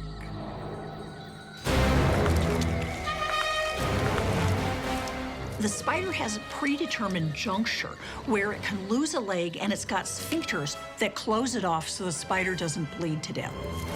The red thigh licks its wounds. The scorpion now has a taste for red meat. The wandering spider's leg is a nice appetizer, but the blacktail knows there's a lot more flesh where that came from. He's going to keep hunting it until he gets the full banquet. The black-tailed scorpion makes its next move.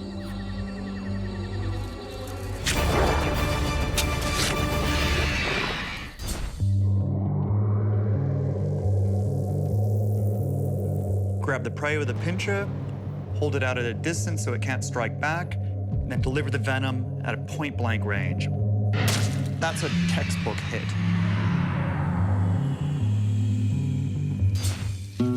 As the venom flows through the spider's body, it shuts down system after system. In fact, it's so fast, it produces an almost instantaneous meltdown.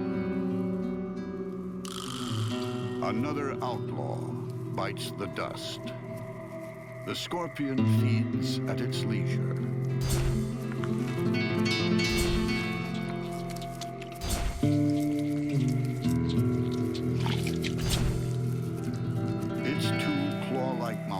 parasites tear off pieces of spider flesh. They're pulled into a pre-oral cavity to be liquefied. It might take hours, but the scorpion will dispose of its victim, skin and all. Bug wars rarely end in a dignified way, but by the time the blacktail is done mashing up the spider, not even its mother will think it has a pretty face. In the bug world, beauty and horror will always be partners.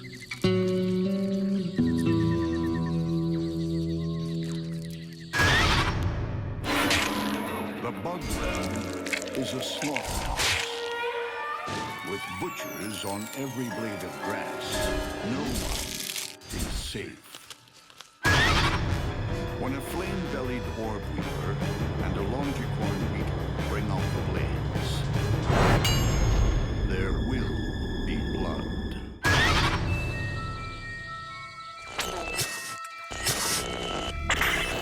Like a nightmare from a horror show, the longicorn beetle is like a flying chainsaw.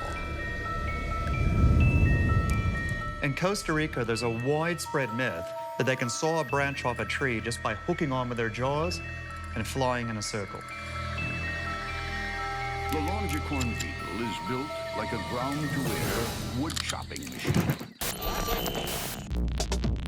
Body and wings are protected by heavy armor. 2 grappling hooks on each foot help it cling to trees. Even the antennae are thick and tough. The antennas serve as sensors for smelling, for contact chemoreception. Another notable feature of the antenna are their length. This is not something that a predator would want to have to deal with while also having to fend off those powerful jaws. Those jaws are like razor-sharp axes, able to shear straight through timber. They're very powerful and could crush another animal in a heartbeat or tear it clean in half. The longicorn beetle prefers its diet of wood, but it won't shrink from fighting the most vicious predators.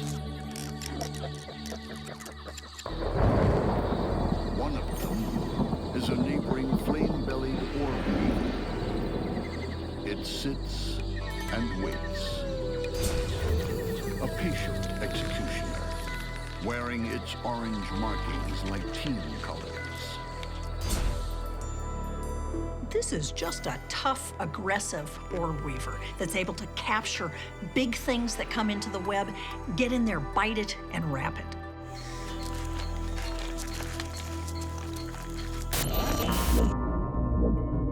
This mobile attacker has multiple eyes.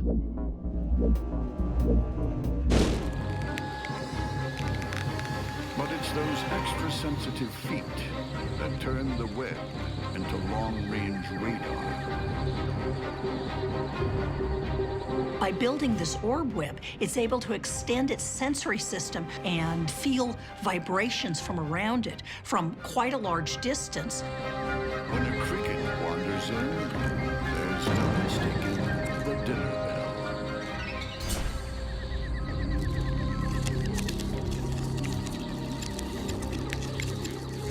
It grabs the prey and starts swathing it with silk.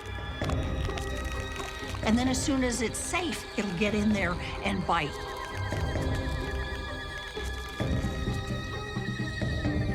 The flame-bellied orb weaver injects its powerful neurotoxins. The cricket is soon paralyzed and devoured.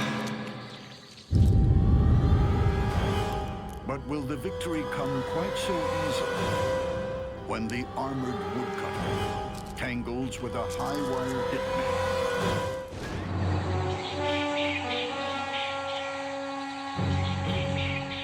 In the forest, a wood-eating longicorn beetle flits from tree to tree, gorging on bark. Nearby, a flame-bellied orb weaver is primed to strike. The flame-bellied orb weaver has super sticky silk and potent venom. The longicorn beetle has size and strength with heavy body armor and shredding mandibles. Who will survive? The beetle has fed well tonight, perhaps too well. Heading homeward, its concentration lapses.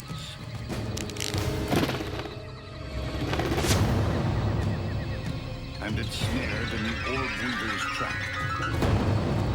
In a frenzy, the flame belly throws silk bandages around its victim. This is now a battle between silk and scissors. The beetle's only chance of survival is to use those mandibles to cut through the web before the spider has a chance to deliver a bite. The spider must work fast. One wrong move, and the longicorn's timber-tearing jaws could sever a leg, even chop its opponent in half. This beetle has these big jaws, and it's struggling hard. The spider knows that it's potentially a really dangerous opponent. The flame belly's spinnerets work overtime. She circles the larger beetle, rapping constantly. In a last-ditch effort, the beetle pierces the silken death shroud with its mandibles. But the spider keeps a safe distance. These guys might munch through bark like it's butter, but when you're wrapped up in one of the world's strongest spider silks and you're under attack, getting that chainsaw fired up and into action is no easy proposition. For the longicorn beetle, time is fast running out. And predator and prey are locked together in a spiral dance of death.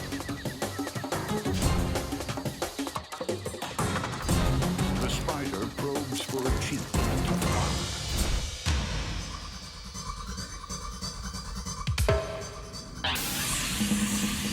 Delivers a toxic bite and retreats to the middle of the web, confident that its venom will do the rest.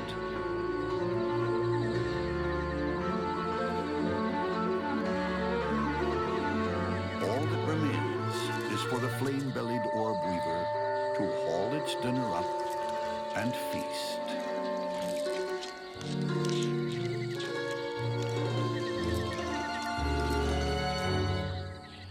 The airborne woodcutter has taken its last flight.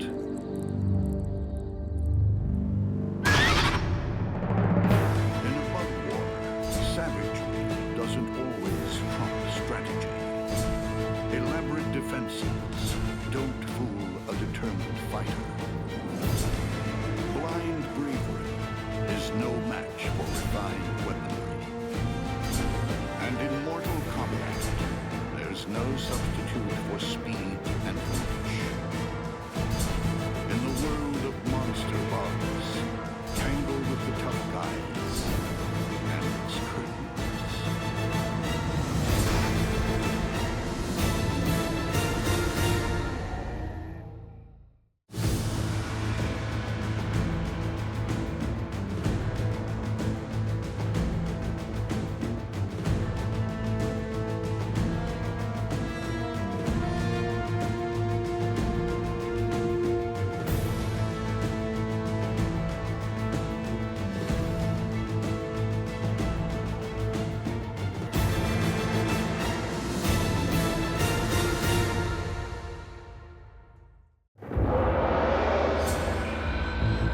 To become a monster bug warrior, you need the skills of a butcher, They know what they're doing, and they do it well. the appetite of a cannibal, and the conscience of a serial killer. At the same time they're being paralyzed, they're also being liquefied on the inside. But even then, your next fight might be your last.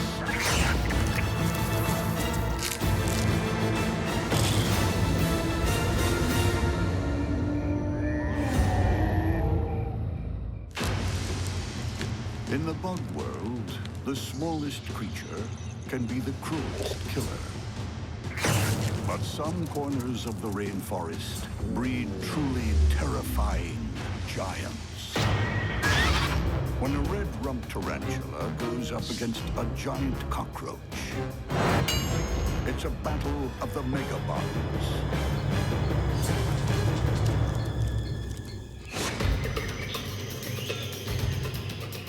Deep in the Costa Rican jungle, something burrows through the leaf litter.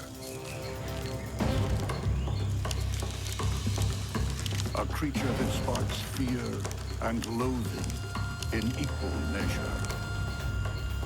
A menacing monster with hooded armor and a 4-inch body. This beast lives up to its title, the giant cockroach. These cockroaches are the biggest cockroaches on Earth. They're opportunistic, carnivores, omnivores, whatever they can get to eat. It's a camouflage expert, blending in perfectly with the leaf litter.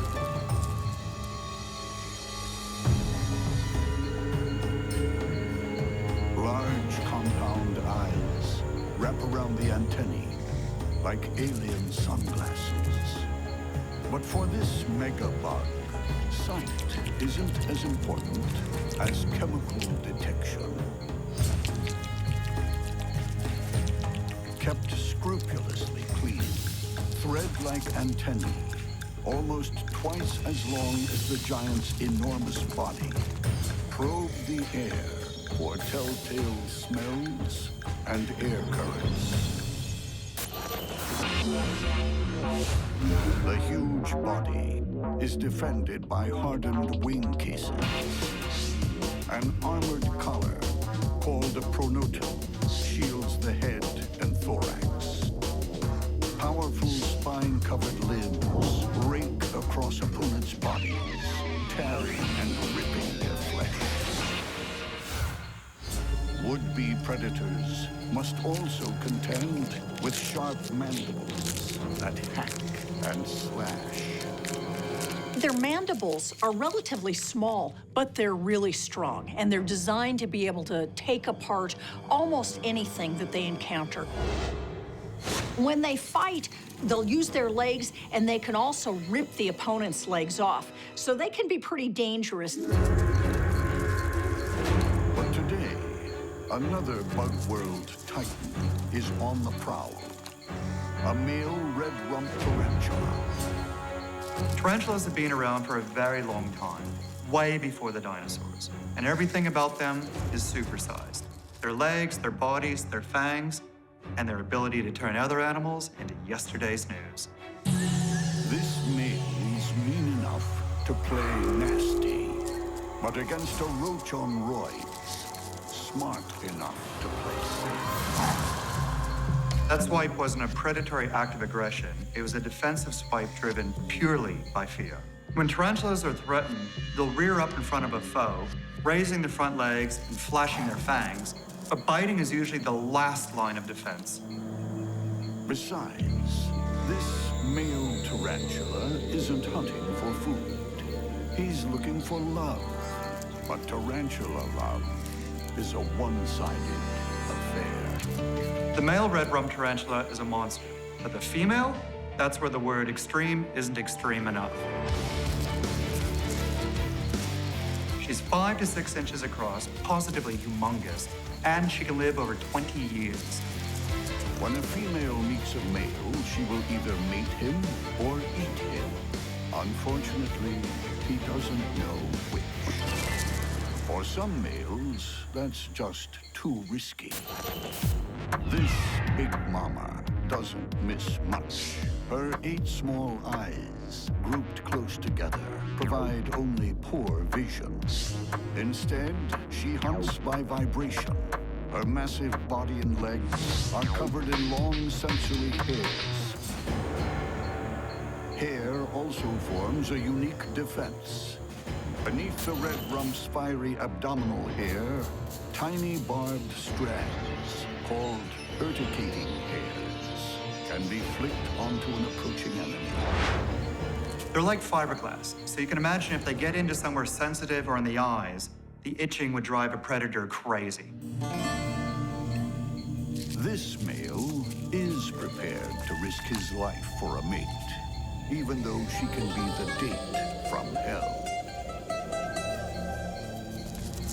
Courting behavior in these spiders is a complex ritual with all sorts of palpable drumming, body vibrations, and leg tapping. You don't just walk up and say, "How you doing?" The female has one goal, to have her eggs fertilized.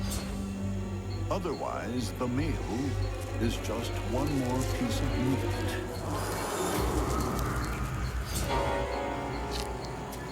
Her huge fangs, like daggers, pierce his head. The fangs are truly scary, up to 1/3 of an inch long in the females and quite wide. Because these are ancient spiders, they're more like ice picks than pinchers. What the tarantulas do is drive the fangs down with incredible force, which opens up massive wounds in the prey's body. Now her juices start flowing. Digestive enzymes break down her would-be lover. His flesh dissolves. What the male had hoped would be dinner for two is now soup for one. The giant cockroach has intimidated one male tarantula tonight. But what happens when a monstrous female weighs in? This big female tarantula, she's much less likely to be threatened off just by the size of this cockroach. She's much more likely to take it on. But this is a good-sized cockroach. It could be a real battle, and it could take a really long time.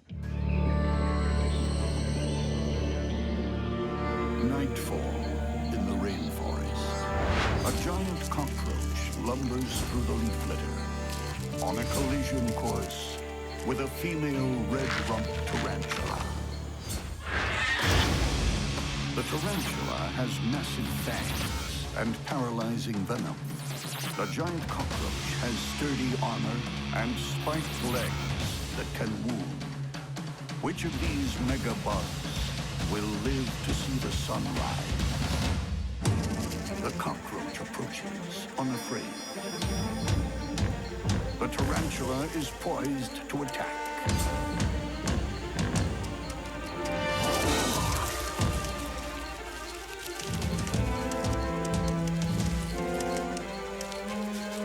Against any other bug, the battle would be over. But those ice pick fangs haven't yet found soft flesh. They're hooked on the cockroach's armored collar. The spider's holding on like a rodeo rider on a bucking bronco. These cockroaches just don't give in. It's putting up an epic struggle. Keeps trying to kick and kick. It's holding on to the ground. It's trying to move forward. Anything that it can do to get away from this tarantula. The tarantula isn't built to fight a long, drawn-out battle. Tarantulas have a very primitive form of lungs. While they're capable of great power over short bursts, prolonged struggles are not their forte. There's another problem, an annoying ant swarm.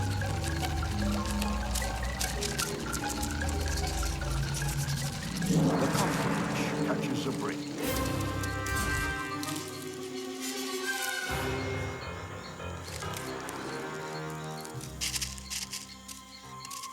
But just as it gets off the Mantis, round 2 begins.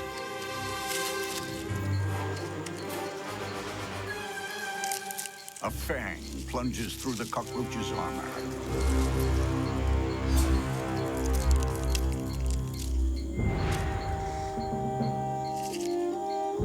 Dozens of mites who made a home under the cockroach's wings start leaving the sinking ship. This is really a web of life, and you see mites on almost everything. Mites are bloodsuckers. Now the tarantula sucks the life out of its once mighty opponent. In the bug world, the bigger you are, the harder you fall.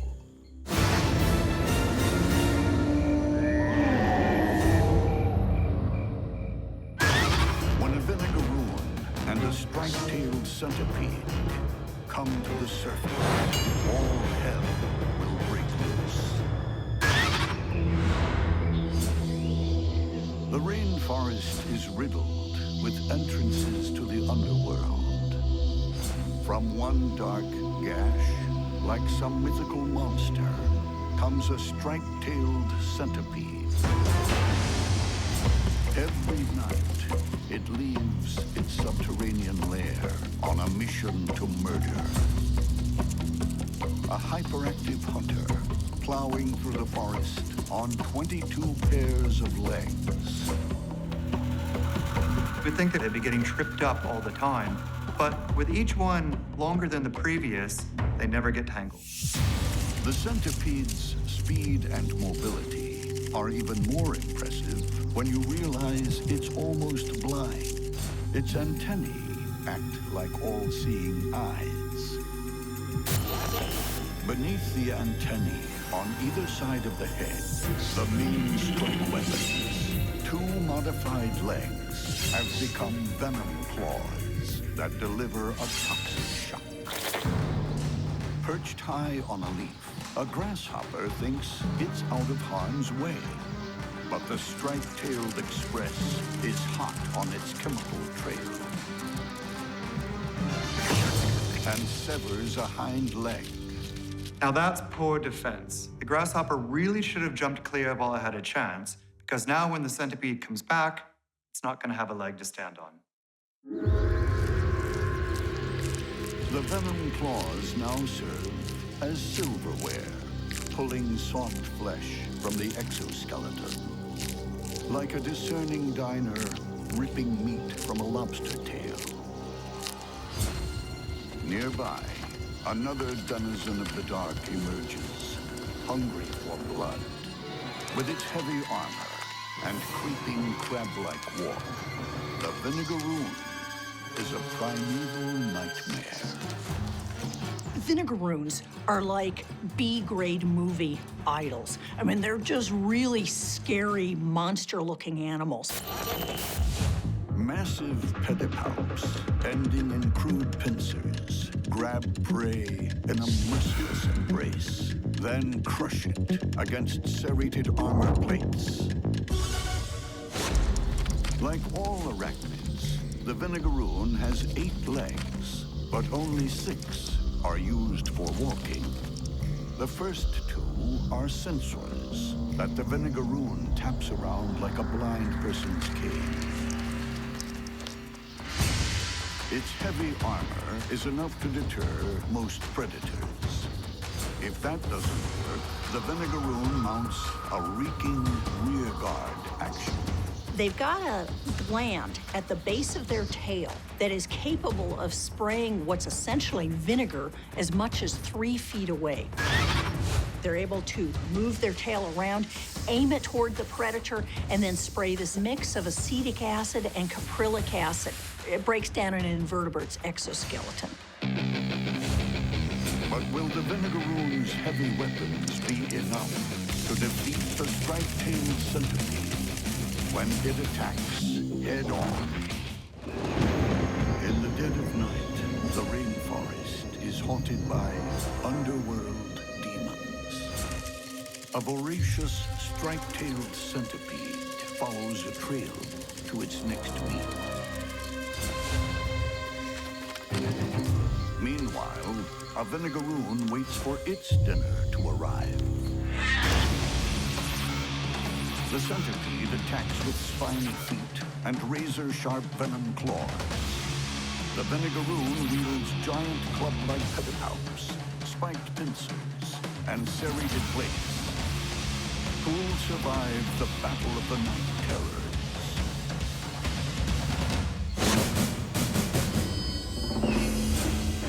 The centipede charges in like a hungry locomotive. But the vinegaroon grabs first. The centipede lashes its body around. Venom claws looking for a way in. The centipede is tough, but this vinegaroon has it in a really, really tight grip in the pedipalps. It's almost like being caught in a nutcracker. Oh, that's gotta hurt. Even if the centipede manages to get away, he's going to have a terminal headache, and I don't think he's going to get very far.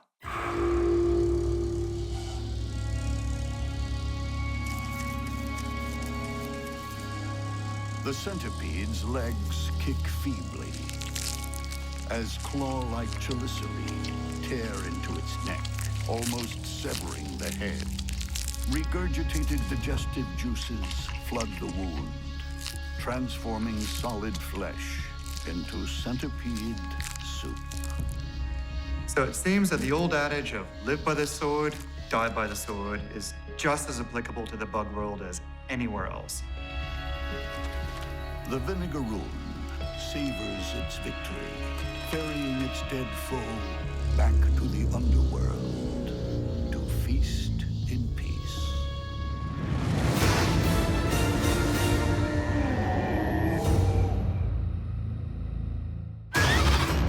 When a banana spider clashes with an orange-horned Katydid, it's a battle to die for.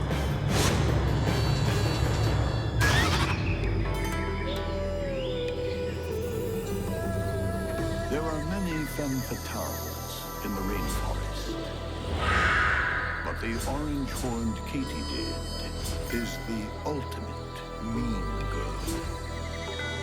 This is a body-slamming, take no prisoners, bite your head off type. And trust me, when she's in a fighting mood, you don't want to mess with her. A sit-and-wait predator. Very little escapes this consummate murderess. Those huge compound eyes give the Katydid very good vision. And the long antennae allow her to feel and sense prey from a great distance. So another predator would have to mount a surprise attack in order to have any kind of competitive advantage. Tangling with this bug is a daunting prospect. She's armed to the teeth. Savagely spiked back legs are spring-loaded weapons that deliver a lethal kick or launch her out of danger in a single bound. These muscular hind limbs allow a Katydid to jump up to 20 times its body length. Now, even a human Olympic world record long jumper can jump a distance maybe 5 times his body length. So this insect makes our most stellar athlete look pathetic by comparison. This hapless cricket could kick itself, or straying into the Katydid's murderous clutches. The only type of hugs that the orange-horned Katydid gives are fatal ones. She wraps them up with the spiked arms, piercing them with the spines, and then goes in for some hardcore mouth action from which they will never recover. 2 sets of feelers help her work out the size and shape of her meat. Wickedly sharp mandibles with hardened black tips mangle the cricket's soft tissue. With her belly full, the leftovers are discarded like yesterday's lunch. The orange-horned Katydid isn't the only ruthless female in this forest. With a sleek body, slender, tapered legs, and attractive markings, the female banana spider is a bug world beauty queen. She rules her world ruthlessly. From her webs that she weaves with spun gold. Concealed in her golden castle,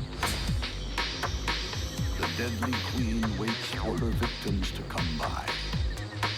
A prey item has come in, she feels the vibrations, and she rushes down to grab it. With her victim trapped, the banana spider shows her true colors, and it's not a pretty sight. Behind hairy feelers, known as pedipalps, are large curved fangs that inject powerful venom, then tear the prey apart. A tiny leafhopper is just a snack. Next time, the beauty queen will be looking to supersize her meal. But not all of the banana spider's conquests are disposed of so easily. The orange-horned Katydid has wings. What happens when the ultimate mean girl is on a collision course with a high-wire huntress? In the moonlit jungle, a banana spider sits patiently in a silken death trap, waiting to welcome her next victim. Not far away, a female orange-horned Katydid loiters with murderous intent. Two female killers at the top of their game are about to do battle. Dripping with toxic venom, the banana spider's fangs can take out any prey.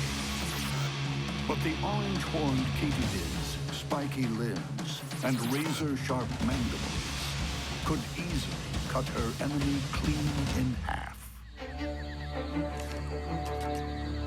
Keen for a kill, the orange-horned Katydid launches straight into danger. The banana spider approaches with caution. She's tapping that Katydid with her front leg to see whether the Katydid has much give. Is it able to get loose? The Katydid pokes back, but the beauty queen now has her opponent in her sights. As long as the Katydid can hold the spider's fangs at bay, it has some chance of surviving this. But defending yourself while being tangled in strong and sticky silk is a pretty tall order. The Katydid struggles to escape, but finds itself deeper in the web. The banana spider seizes its chance. Sharp fangs pierce the Katydid's abdomen, delivering their toxic payload. Even as the venom shuts down her nervous system, the orange-horned Katydid tries to bite through the silken trap. The beauty queen approaches again. The Katydid isn't giving up. She fights furiously. This is a great example of how deeply entrenched the will to survive is with these animals. She just keeps on fighting, no matter how bad the odds. Eventually, the Katydid's struggles grow feeble. The web weaver delivers the death blow.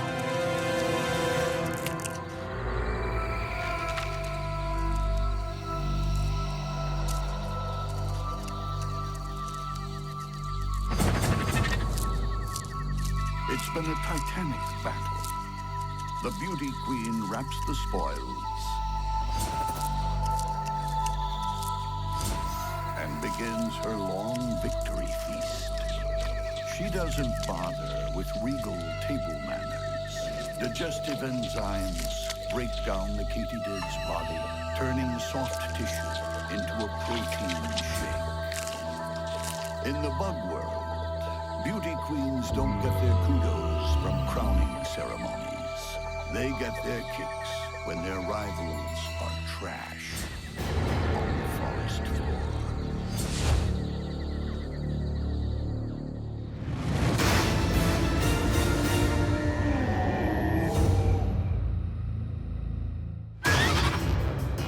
When a flag-tailed assassin bug goes into battle against a golden carpenter ant, it's precision versus power. In the bug world, there is no shortage of bizarre-looking creatures. With its large body, tiny head, and elephant-like proboscis, The flag-tailed assassin bug takes the prize for goofy looks. Like red flags, colorful tails protrude from the assassin bug's rear end. It could be to warn off a predator, attract a mate, we don't know. But what we do know is that the business side of things is on the other end. That extraordinary proboscis is usually tucked up under the head. But ignore it at your peril. It's rapier sharp. This bug is a methodical murderer. This is a very stealthy hunter. It stalks its prey very softly and smoothly, controlling every movement precisely. Bulging compound eyes register the slightest movement. Thick pipe cleaner legs bristle with sensory hairs. Twin claws are like grappling hooks for climbing. Antennae aren't just sensors. They're part of the arsenal. She would do well to prime her weapons. Nearby, a sworn enemy is on the prowl, shining like a Christmas decoration. A female golden carpenter ant forages for food. They're called carpenter ants because they dig burrows into decaying trees or soft trees, and they're basically just using their jaws to gnaw their way in. Tough serrated mandibles are not just woodworking tools. They're vicious weapons, enough for even a solitary ant to take on much larger spiders and scorpions. These guys can be really nasty. They go in, they bite another animal, and then they curl their abdomen around and spray formic acid into the wound. It's corrosive, it causes burns. Formic acid is something that everything wants to stay away from.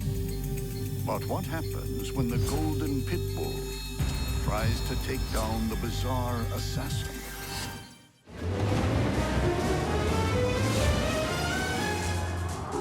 Among the rainforest blossoms, a flag-tailed assassin bug is on a stakeout. Close by, a golden carpenter ant is out on the prowl. The flag-tailed assassin bug will use its proboscis to inject toxic saliva and flesh-melting digestive juices. The golden carpenter ant will use its toughened mandibles and burning acid. Who will emerge with their honor and life intact? Unintimidated, the ant moves first.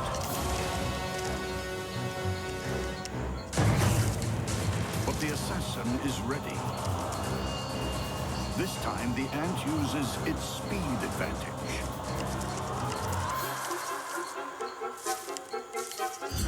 But it's not quick enough. The probing proboscis finds its mark.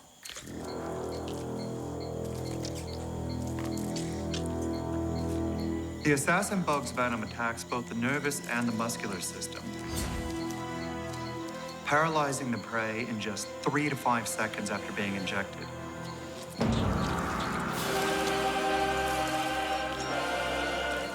The proboscis then switches from syringe to drinking straw.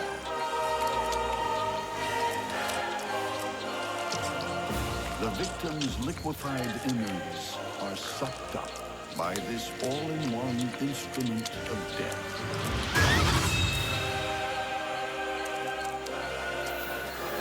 It's been a red-letter day for the flagtail. No mess, no fuss. Everything you'd expect from an experienced assassin.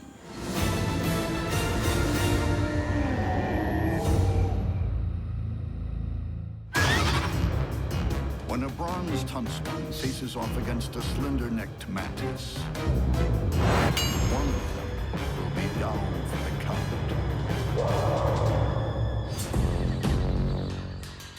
The slender-necked Mantis has all the moves and the killer instinct of a cage fighter.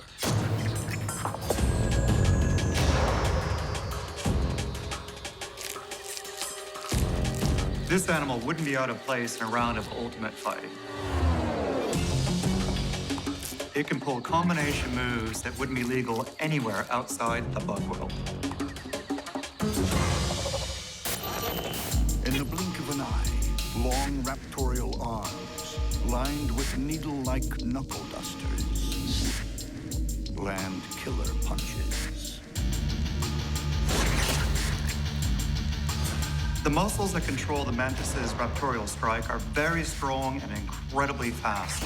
In fact, they can do 2 strikes in the time it would take a housefly just to prepare its wings for takeoff. This slender weight is built like a natural-born fighter. Its elongated neck allows the head to rotate 180 degrees. Its huge compound eyes are constantly peeled for prey. It all comes down to movement for them. This is what attracts them, and they can see movement from a long way off. Waiting for prey, the slender neck stays out of trouble by shadowboxing, shuffling, ducking, and weaving. Mantis also employ 2 weird behavioral forms of camouflage. The first is to sway back and forth like a leaf in the wind, but the second is to disguise its footsteps with jerky, irregular motions while sneaking up on a prey item. Its ultra-trim physique belies an insatiable appetite. Put simply, this Mantis is an eating machine. Don't mistake skinny for puny. This Mantis can take on hard-hitting opponents and win, and it has a huge appetite. How it maintains that trim little figure, it's beyond me. An approaching cockroach doesn't see the sucker punch coming. Her capacity to hang on would put any rock climber to shame. She's gripping that leaf with just 8 tiny little claws, yet even when the cockroach struggles, she has no problems maintaining her foothold. With its victim under control, the Mantis really puts the hurt on. Once the Mantis has grabbed its prey, it typically pins the most troublesome parts inside of its raptorial arms, while it then goes in with the mandibles to try to do as much damage as possible. Typically, it'll go straight for the head, and once that's gone, kind of removes the will to fight back. Then something extraordinary happens. With its head in the Mantis' mouth, the cockroach gives birth to a squirming swarm of instant orphans. As one life ebbs away, 20 more crawl into the world. Well, if you've ever bought into the notion that everything natural is warm and fuzzy, this should put an end to it. In the wild, survival is a struggle from day one. That struggle is about to get nasty. The bronzed huntsman spider is another hard-hitting hunter, always looking for a fight. Huntsmen are ambush predators. They basically are willing to hunt on the ground or in the trees and wait until prey passes by. And then they lunge at it fast, scoop it up in their arms, and then tear it apart with their strong fangs. Like all huntsman spiders, this prize spider hugs the surface. Its legs hinge not vertically, but laterally. Most spiders stand upright, but what the huntsmen have done is what would be dorsal has rotated so the legs are laterally oriented. And this lateral orientation means that they're able to scuttle sideways very rapidly.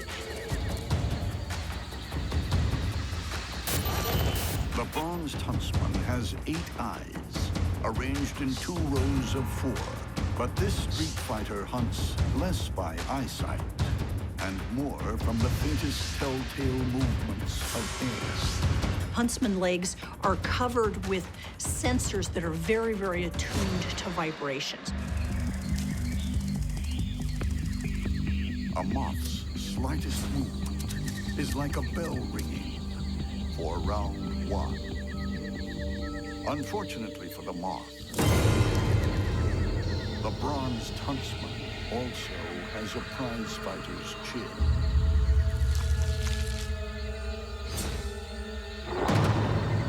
Huntsmen have big, strong chelicera, and they're really able to grab prey, pierce strong exoskeletons, and then tear it to pieces. At the same time, digestive juices, like acid, liquefy the moth's insides. When she's through, all that's left is some fuzz around the fangs. It will pay to keep her weapons well-oiled. This champion has a challenger. When the slender-necked Mantis and the bronzed huntsman enter the ring, the loser faces sudden death. In the bug world, every night is fight night. Each bout carries the ultimate prize purse, survival. The bronzed huntsman and the slender-necked Mantis are both unbeaten champions. The huntsman has huge fangs and potent venom. The Mantis bristles with deadly spikes and rips opponents to pieces with razor-sharp mandibles. Who will survive this fight? Both bugs are locked eye to eye in a monster stare down. The Mantis makes the first move, advancing boldly up the leaf. That is real commitment. But whether it's brave or foolish, with its guard up, the Mantis is rocked by a lightning 1-2 combination. The bronzed huntsman looks to up the ante. The Mantis neatly sidesteps. The sparring continues. Then the Mantis gambles on a full frontal assault. As tactics go, it's not what you call inspired. The Mantis finds its slender body bent over backwards, gripped in a killer clinch. With no referee to call break, the huntsman's fangs plunge like daggers into the Mantis' thorax. Often, spiders will directly try to orient toward the head of its potential prey because this takes it out lots faster than if it nips the back end or nips a leg.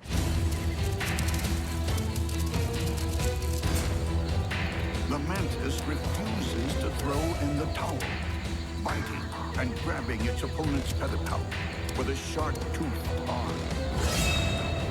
That has gotta hurt. These pedipalps are really sensitive, and the spider is gonna be in real trouble if it manages to rip these pedipalps off. So it's injecting venom as fast as it possibly can. this final struggle might be a great display of courage in the face of certain death, but I'm afraid it's too little, too late. This former champion won't be getting off the canvas. No doubt, the bronze huntsman deserved the gold medal, or in this case, green. The huntsman settles down to enjoy her trophy. But this isn't over. An ant swarm wants its share. There's no stopping them. The champion abandons her victory feast. After all, there are plenty more meals on her fight card tonight. In a bug war, there are no medals or bravery. A full frontal assault can become a lost cause.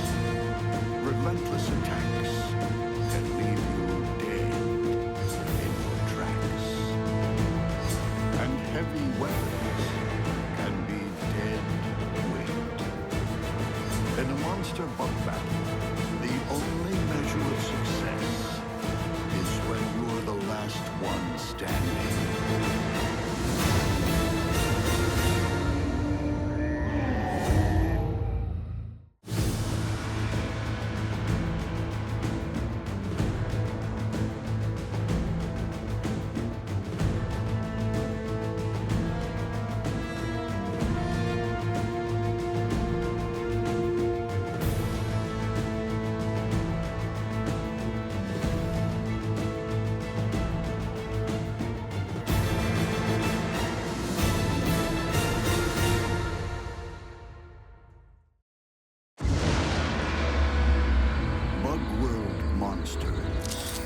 Pitiless predators, merciless murderers.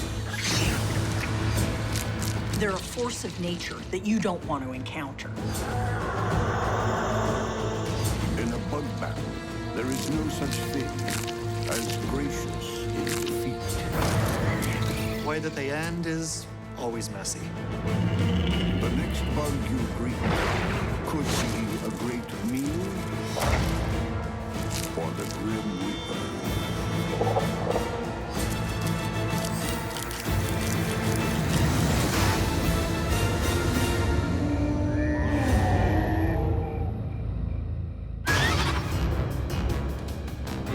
When a leafcutter ant soldier engages a speckled house spider, it's power versus patience.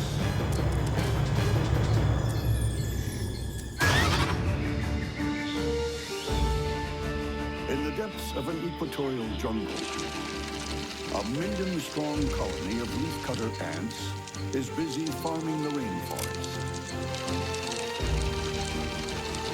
Each worker focused on the production of fungus.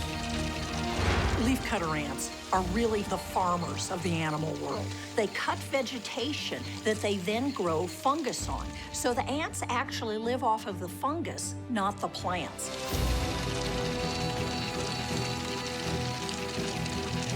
They might be peaceful, but you aggravate these agrarian ants at your peril.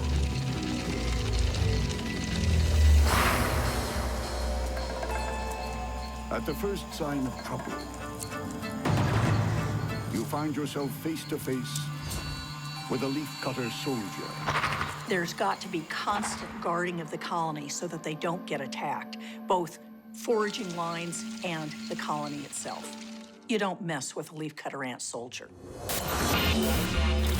These hulking warrior ants dwarf the workers. Their bodies are protected by tough armor.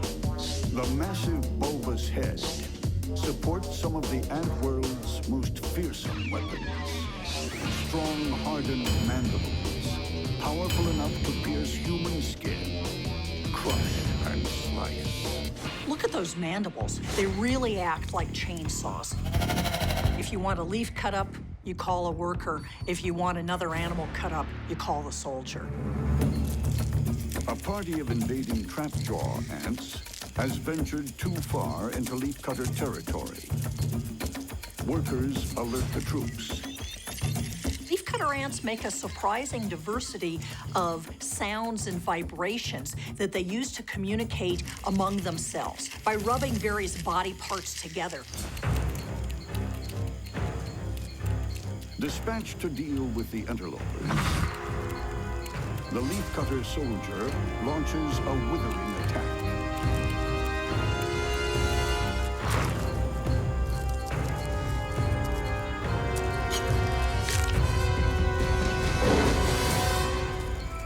Its enormous mandibles clamp down. Although the soldier is wiggling its abdomen around, it doesn't have formic acid, it doesn't have a sting.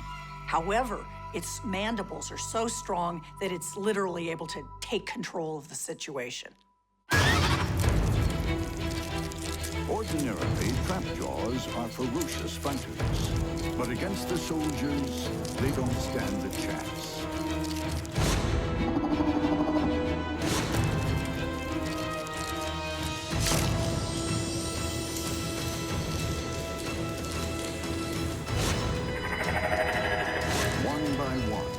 Intruders are systematically torn apart. As you can see, cutting this trap giant in half was no more trouble than the workers cutting leaves in half. Trapjaw body parts litter the leaves. It's an awesome display of brute strength and single-minded savagery.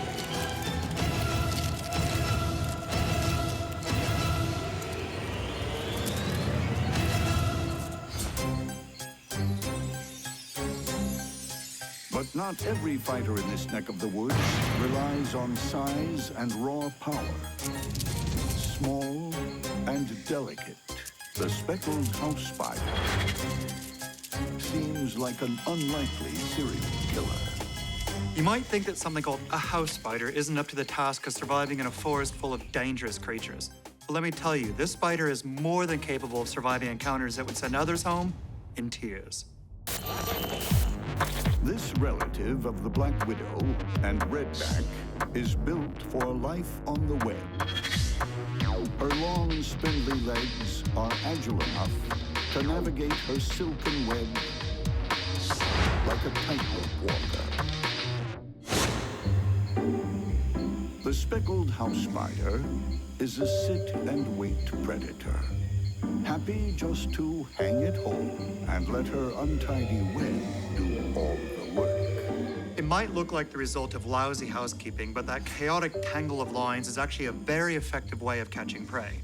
It's extremely strong and also laced with lots of globules of liquid silk, so that anything that ventures onto the web or even brushes a single trip line can quickly find itself entangled and in a fight for its life. Before her next hunt begins, she decides to change for dinner. Slipping out of her skin into something more comfortable. The spider's hardened outer skin is literally an external skeleton, and because it doesn't stretch while she grows, she may shed it 5 to 7 times throughout her life. This process is called ecdysiasm. In a lot of ways, it's almost like a rebirth. However, it leaves the spider in a temporarily vulnerable and defenseless position. It will take a while for her new skin to harden. But the speckled house spider had better be ready. The leafcutter ant soldier, fresh from its victory over the trapjaw ant, is on its way. What happens when the mighty warrior and the silky assassin get caught in a web of intrigue? Granted, she's probably not going to be in a hurry to get too close, but if he stumbles onto her web, he's going to be in for a rude shock. A leafcutter ant soldier, alone on patrol, is just inches away from a speckled house spider's silken trap. One false step, and there will be war. The leafcutter ant soldier has size and strength, with powerful mandibles to cut and crush. The speckled house spider uses silk and venom to overcome the enemy. Which strategy will prevail? The leafcutter soldier suddenly finds itself in a sticky situation. We already know that this soldier can cut an opponent in two. But when she's gotten caught in this web, she's really on shaky ground. The speckled house spider doesn't move. With an intruder this large and dangerous, she's happy to play the waiting game. The ant tries to chew through its bonds, but succeeds only in becoming more entangled.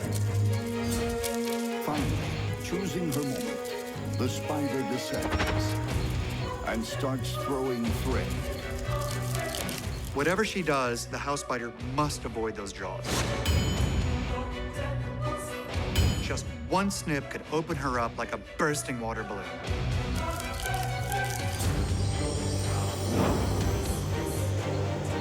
Then, moving incautiously, she delivers a toxic kiss, narrowly avoiding the ant's slashing jaws.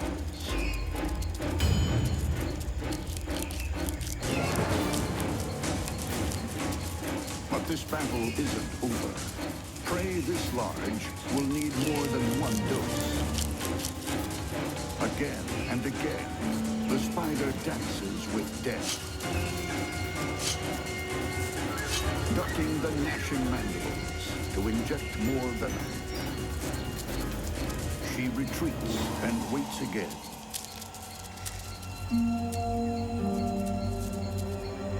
Killing time, while her potent chemical cocktail finishes off this soldier of misfortune.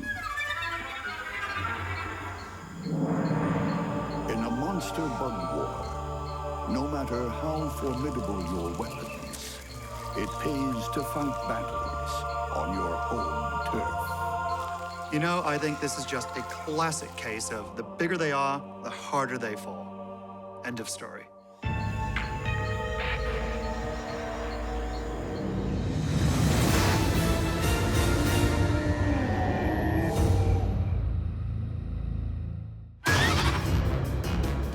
When two jumping spiders go head-to-head, it's a case of look before you leap.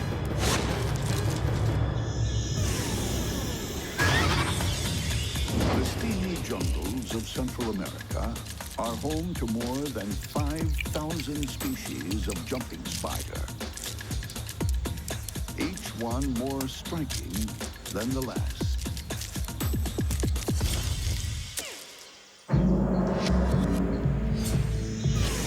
The yellow jumping spider might not be quite as colorful as some of her cousins, but she makes up for it with street smarts.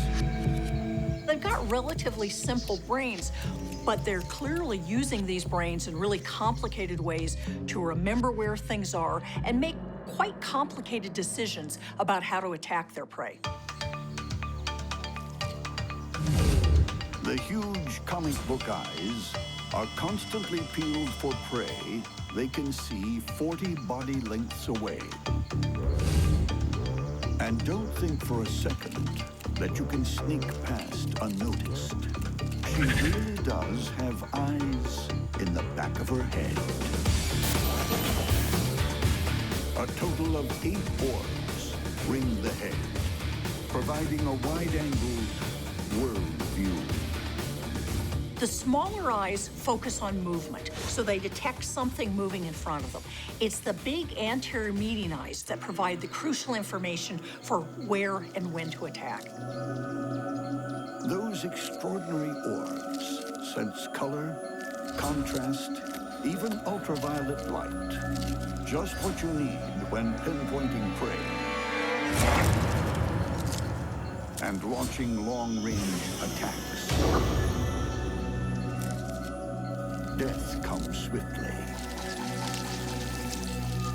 Fast-acting venom paralyzes the victim almost instantly. But what happens when she encounters an enemy who possesses the same skills?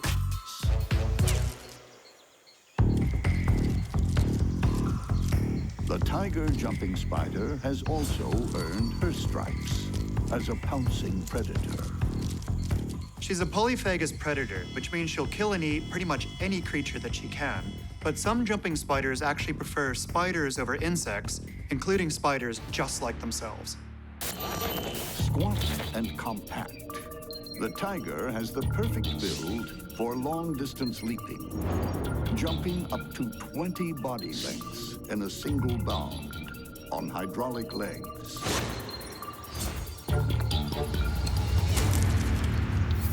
Now that's deadly accuracy, a direct hit. You could almost hear her making the calculations for the trajectory of that jump. And she took her time to make sure she got it right. Brava. But the kill might not be quite so easy when the tiger jumping spider runs into her yellow counterpart. You might as well just flip a coin or pick the spider you like the look of most. It's that close a call. They're similar in size and possess identical powers. Which one will get the jump on the other?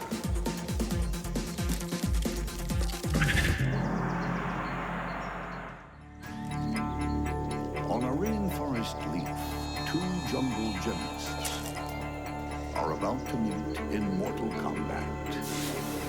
A yellow jumping spider is prowling for prey. Nearby, a tiger jumping spider will happily make a meal of her close relation.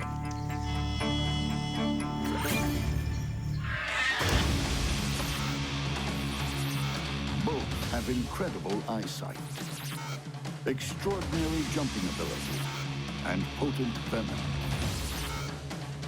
Which one is the faster draw?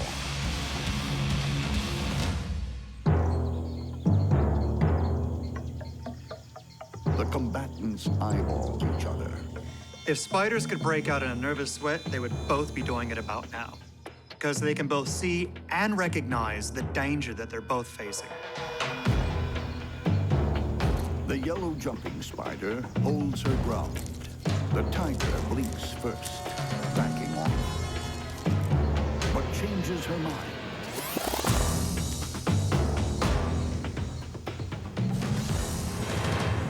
They attack and counterattack.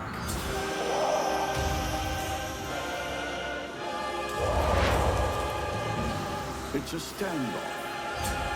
The tiger makes a strategic withdrawal. The yellow jumping spider is on full alert. But the tiger has a new vantage point. It's all about establishing the best angle of attack and getting in an accurate shot first. Like its feline namesake, the tiger pounces.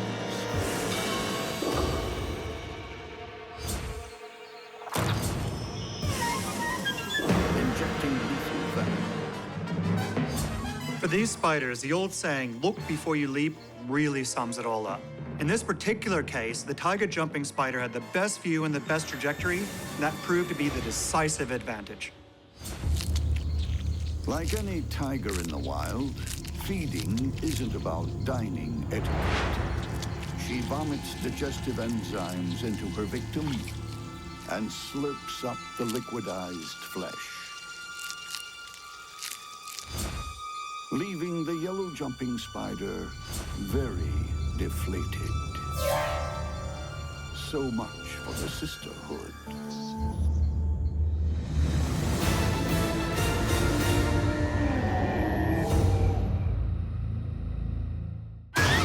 When a geophilid centipede grapples with a Costa Rican Cellar spider, it's silky skills versus straight-up savagery. The rainforests of Central America are rife with skilled killers. But when it comes to speed and aggression, the geophilid centipede is in a class of its own. If you shrunk a freight train down to just a few inches and gave it 152 legs and a hyperactive and aggressive attitude and a pair of venom claws, you would end up with a geophilid centipede. The only thing guaranteed to slow this guy down is death. Swift and sure-footed, as flexible as a yoga master, this restless hunter can handle not just rough terrain, but in some cases, no terrain, flowing across crevices like its own rope bridge on 76 pairs of legs. Each body segment is protected top and bottom by armored plates. At the rear, a pair of anal legs mimics the centipede's antennae, so predators aren't sure which is the dangerous end. When it tracks down prey, those legs become multiple weapons of war.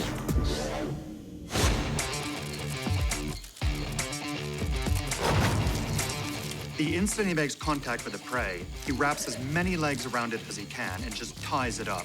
Each one of these legs is tipped with a very sharp claw, so this is like trying to wrestle a snake that's inside of a barbed wire suit.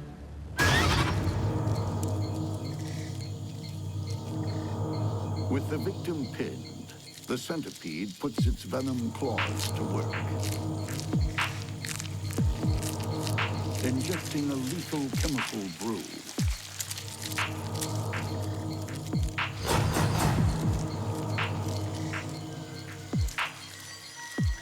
Most centipede venoms contain a chemical called 5-hydroxytryptamine, which is the neurotransmitter that we call serotonin. This not only produces pain in the prey, but also increases the absorption of other toxins that break down the cell walls and the tissue. What the venom doesn't do, the vicious claws finish off. The centipede starts tunneling through the Katydid and devours its victim from the inside, right up to the eyeballs. All that's left is a shell, discarded like an empty glove. Nearby, another ruthless hunter is setting her trap. Looking delicate, even frail, the Costa Rican cellar spider is deceptively deadly. Cellar spiders look so delicate, but actually they're really quite tough predators. For this web warrior, being neat isn't a high priority. The cellar spiders build a fairly messy web. They hang upside down in this web, and then they may have lines going down to the ground that are relatively sticky.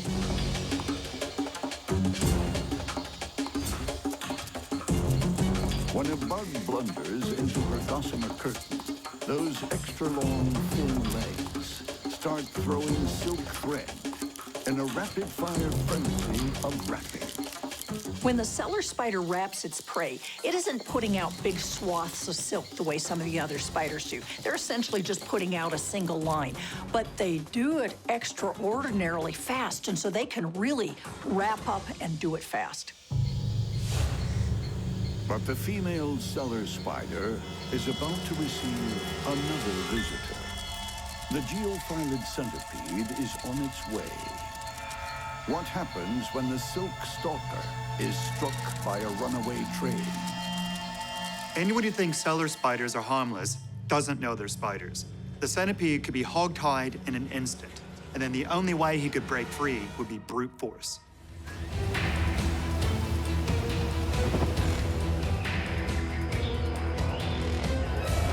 In a Central American rainforest, a hungry Costa Rican cellar spider is desperate to feed. A geophilid centipede is a potential smorgasbord, but it could also make a meal of her. The cellar spider smothers her enemy with silk before delivering a venomous bite. The geophilid centipede uses claw-tipped legs to grip its foe, and venom claws to inject a toxic chemical cocktail.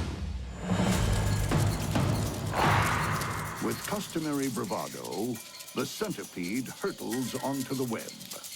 That many feet, the odds of getting tangled up are enormous. If he doesn't break free quickly, the web owner will come down and scope him out. The cellar spider reacts instantly, lassoing the intruder with strand after strand of sticky silk. The first thing the centipede would normally do when being overwhelmed by a threat is head for the nearest crevice at high speed. But that's clearly impossible to do when you're being wound up with thread after thread of super sticky spider silk. The trapped centipede lashes about like a demented garden hose, trying to score a direct hit with its deadly venom claws. But the spider is always just out of range.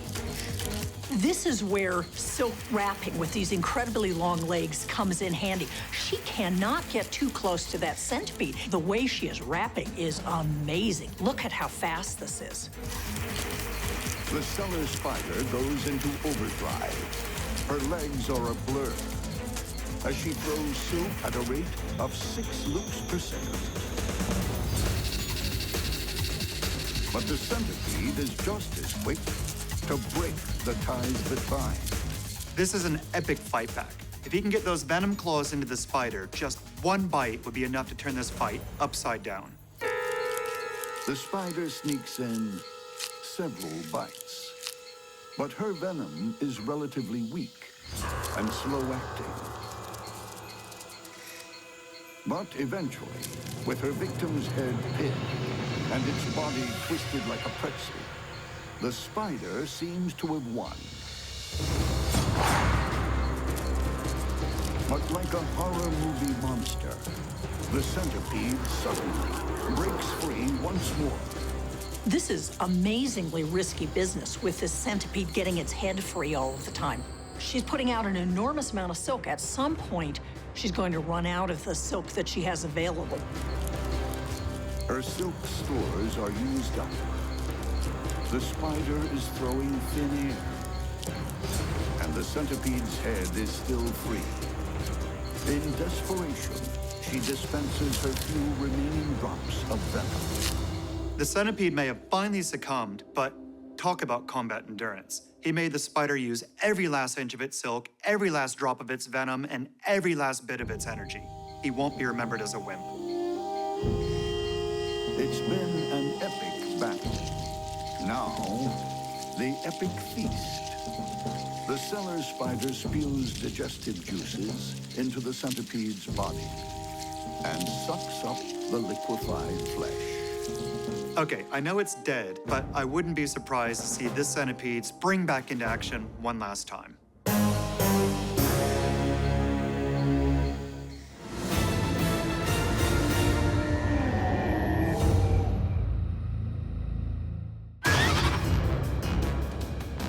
When an orange-mouthed tarantula and a scarlet-mouthed Katydid cross paths, neither is nice.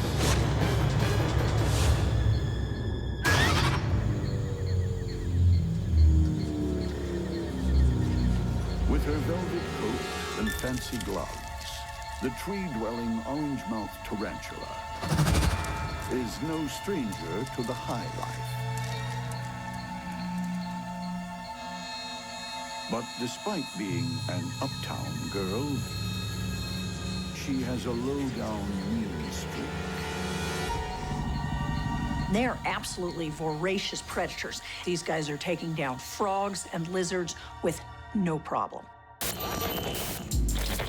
Behind her pedipalps, huge fangs, like ice picks, are as brutal as any in the spider world.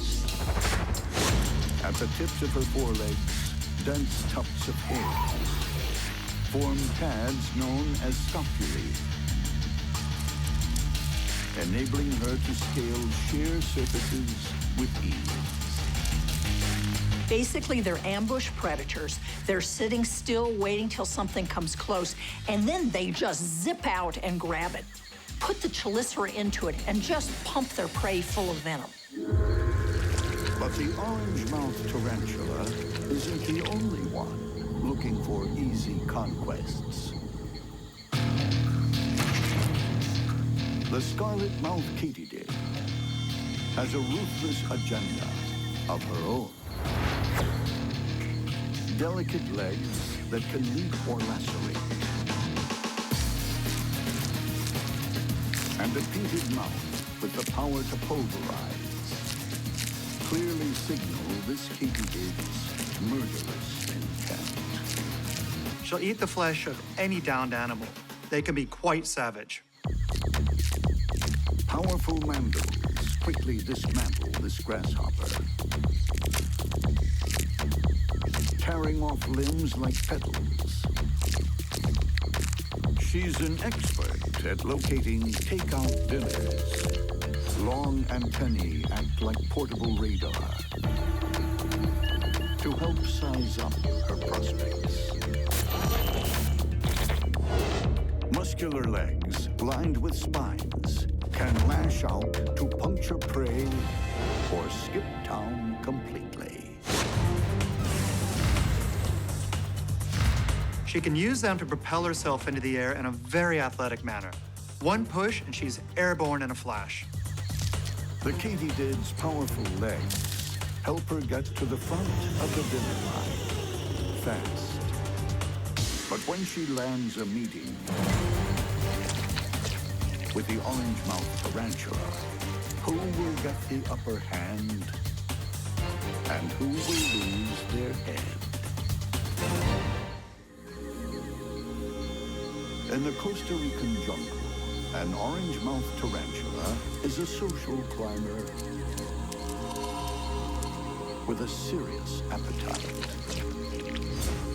Not far away, a scarlet-mouthed Katydid boasts more than looks that kill. When these mortal rivals clash, good manners go out the window. The orange-mouthed tarantula's venomous fangs tear victims apart. The scarlet-mouthed Katydid fights back with vicious mandibles. Which one will live to see another day? From neighboring branches, the Katydid and the tarantula size each other up. The Katydid launches, but close-up finds itself next to a giant. The Katydid tries to escape, but fatally underestimates the tarantula's speed. Monster fangs slam into the Katydid's body. This tarantula's bite has caused a ridiculous amount of damage very, very fast. Spiked daggers rake through soft flesh as the Katydid kicks impotently. She's just grinding away with these toothed chelicera and basically turning this Katydid into soup. Death by tarantula is not a nice way to go.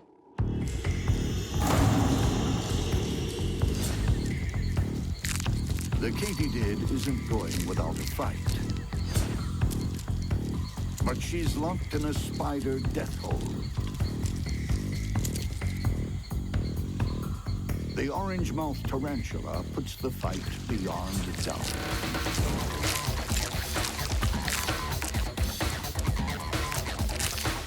And she gets an unexpected bonus. A side serving of the Katydid's unborn baby. And if that weren't undignified enough,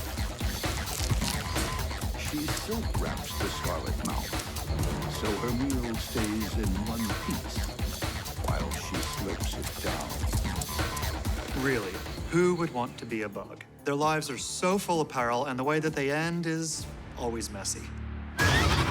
When dinosaur ants take on a trapjaw ant colony, heads will roll.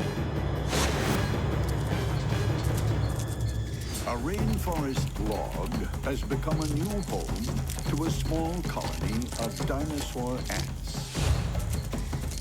What they lack in numbers, they make up in attitude and stature.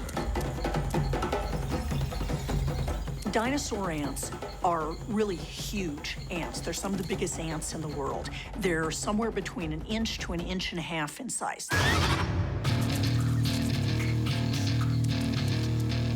Those dinosaur-sized mandibles are just as adept at fetching and carrying nectar droplets as they are at gripping, stripping, and shredding their prey.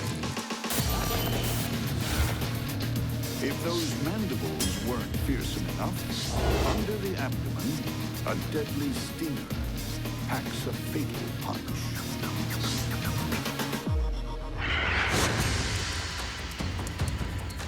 A Katydid unwisely ventures into the neighborhood. In dinosaur territory, trespassers aren't prosecuted. They're dismembered.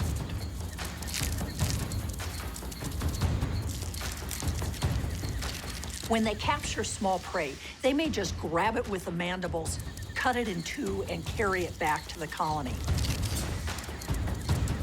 These ruthless raiders will protect their colony against all comers.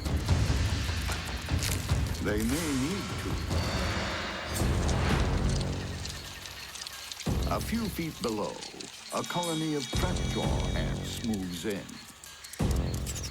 Construction of a new nest is underway. Prolific workers, strong in numbers, trapjaw ants run a ruthlessly efficient killing machine. A passing spider is carved up and carted off to feed the colony's hungry larvae. These trapjaws are proficient builders one minute, brutal butchers the next. Lightning-quick jaws on a hair trigger spring shut with an acceleration 100,000 times the force of gravity. We're talking fully open to fully closed in 0.13 of a millisecond, which means they're traveling at about 145 miles an hour. They're not the only weapon. Needle-sharp stingers loaded with toxic venom bring down most competitors. The sting is also very deadly, and they can use it over and over again. So they can sting, back off, and keep doing this over and over until the prey or the enemy just keels over dead. The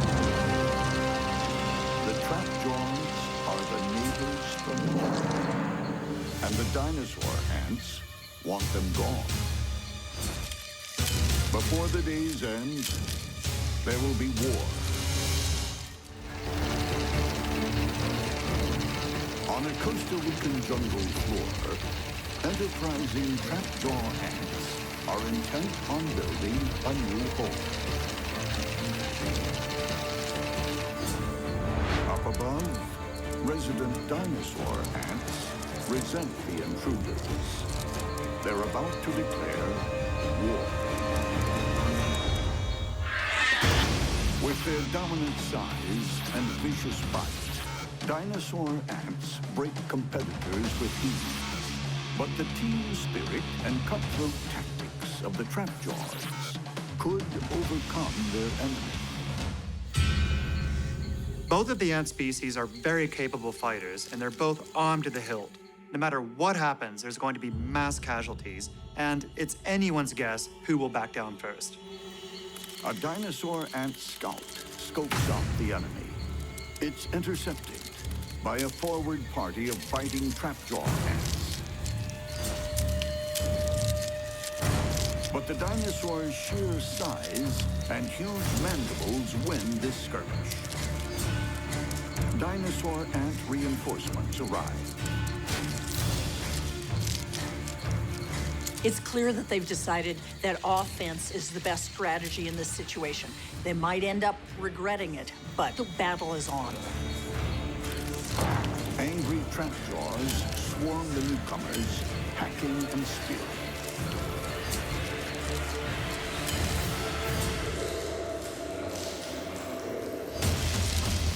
As the meltdown continues, each side attempts to gain the upper hand. But it soon becomes clear the trapjaws have far superior strategies. Every time an ant is killed or injured, a distinct chemical signal goes off. And it seems that the trapjaw ants are better at responding in mass, so that might just tilt the battle in their favor.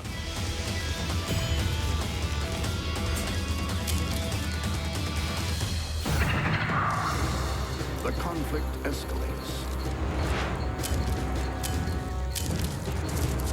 And the corpses pile up in both camps. But the trapjaws have the numbers. These battles between neighboring colonies can go on for well over half an hour, and usually one group is able to establish dominance over the other, and the losers back off and move away. The dinosaur ants have suffered too many casualties.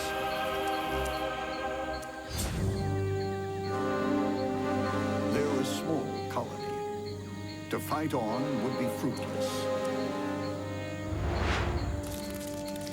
The dinosaur ants retreat to their log to lick their wounds.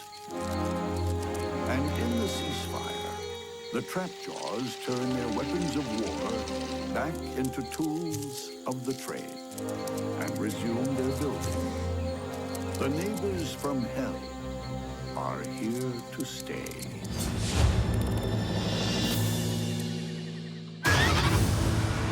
In a monster bug war, the Grim Reaper is never far off. One lapse, and your life could be over. A hasty decision can mean lingering death. And one wrong move means 1 foot in the grave. On a bug battleground, you conquer your foes or stare death in the face.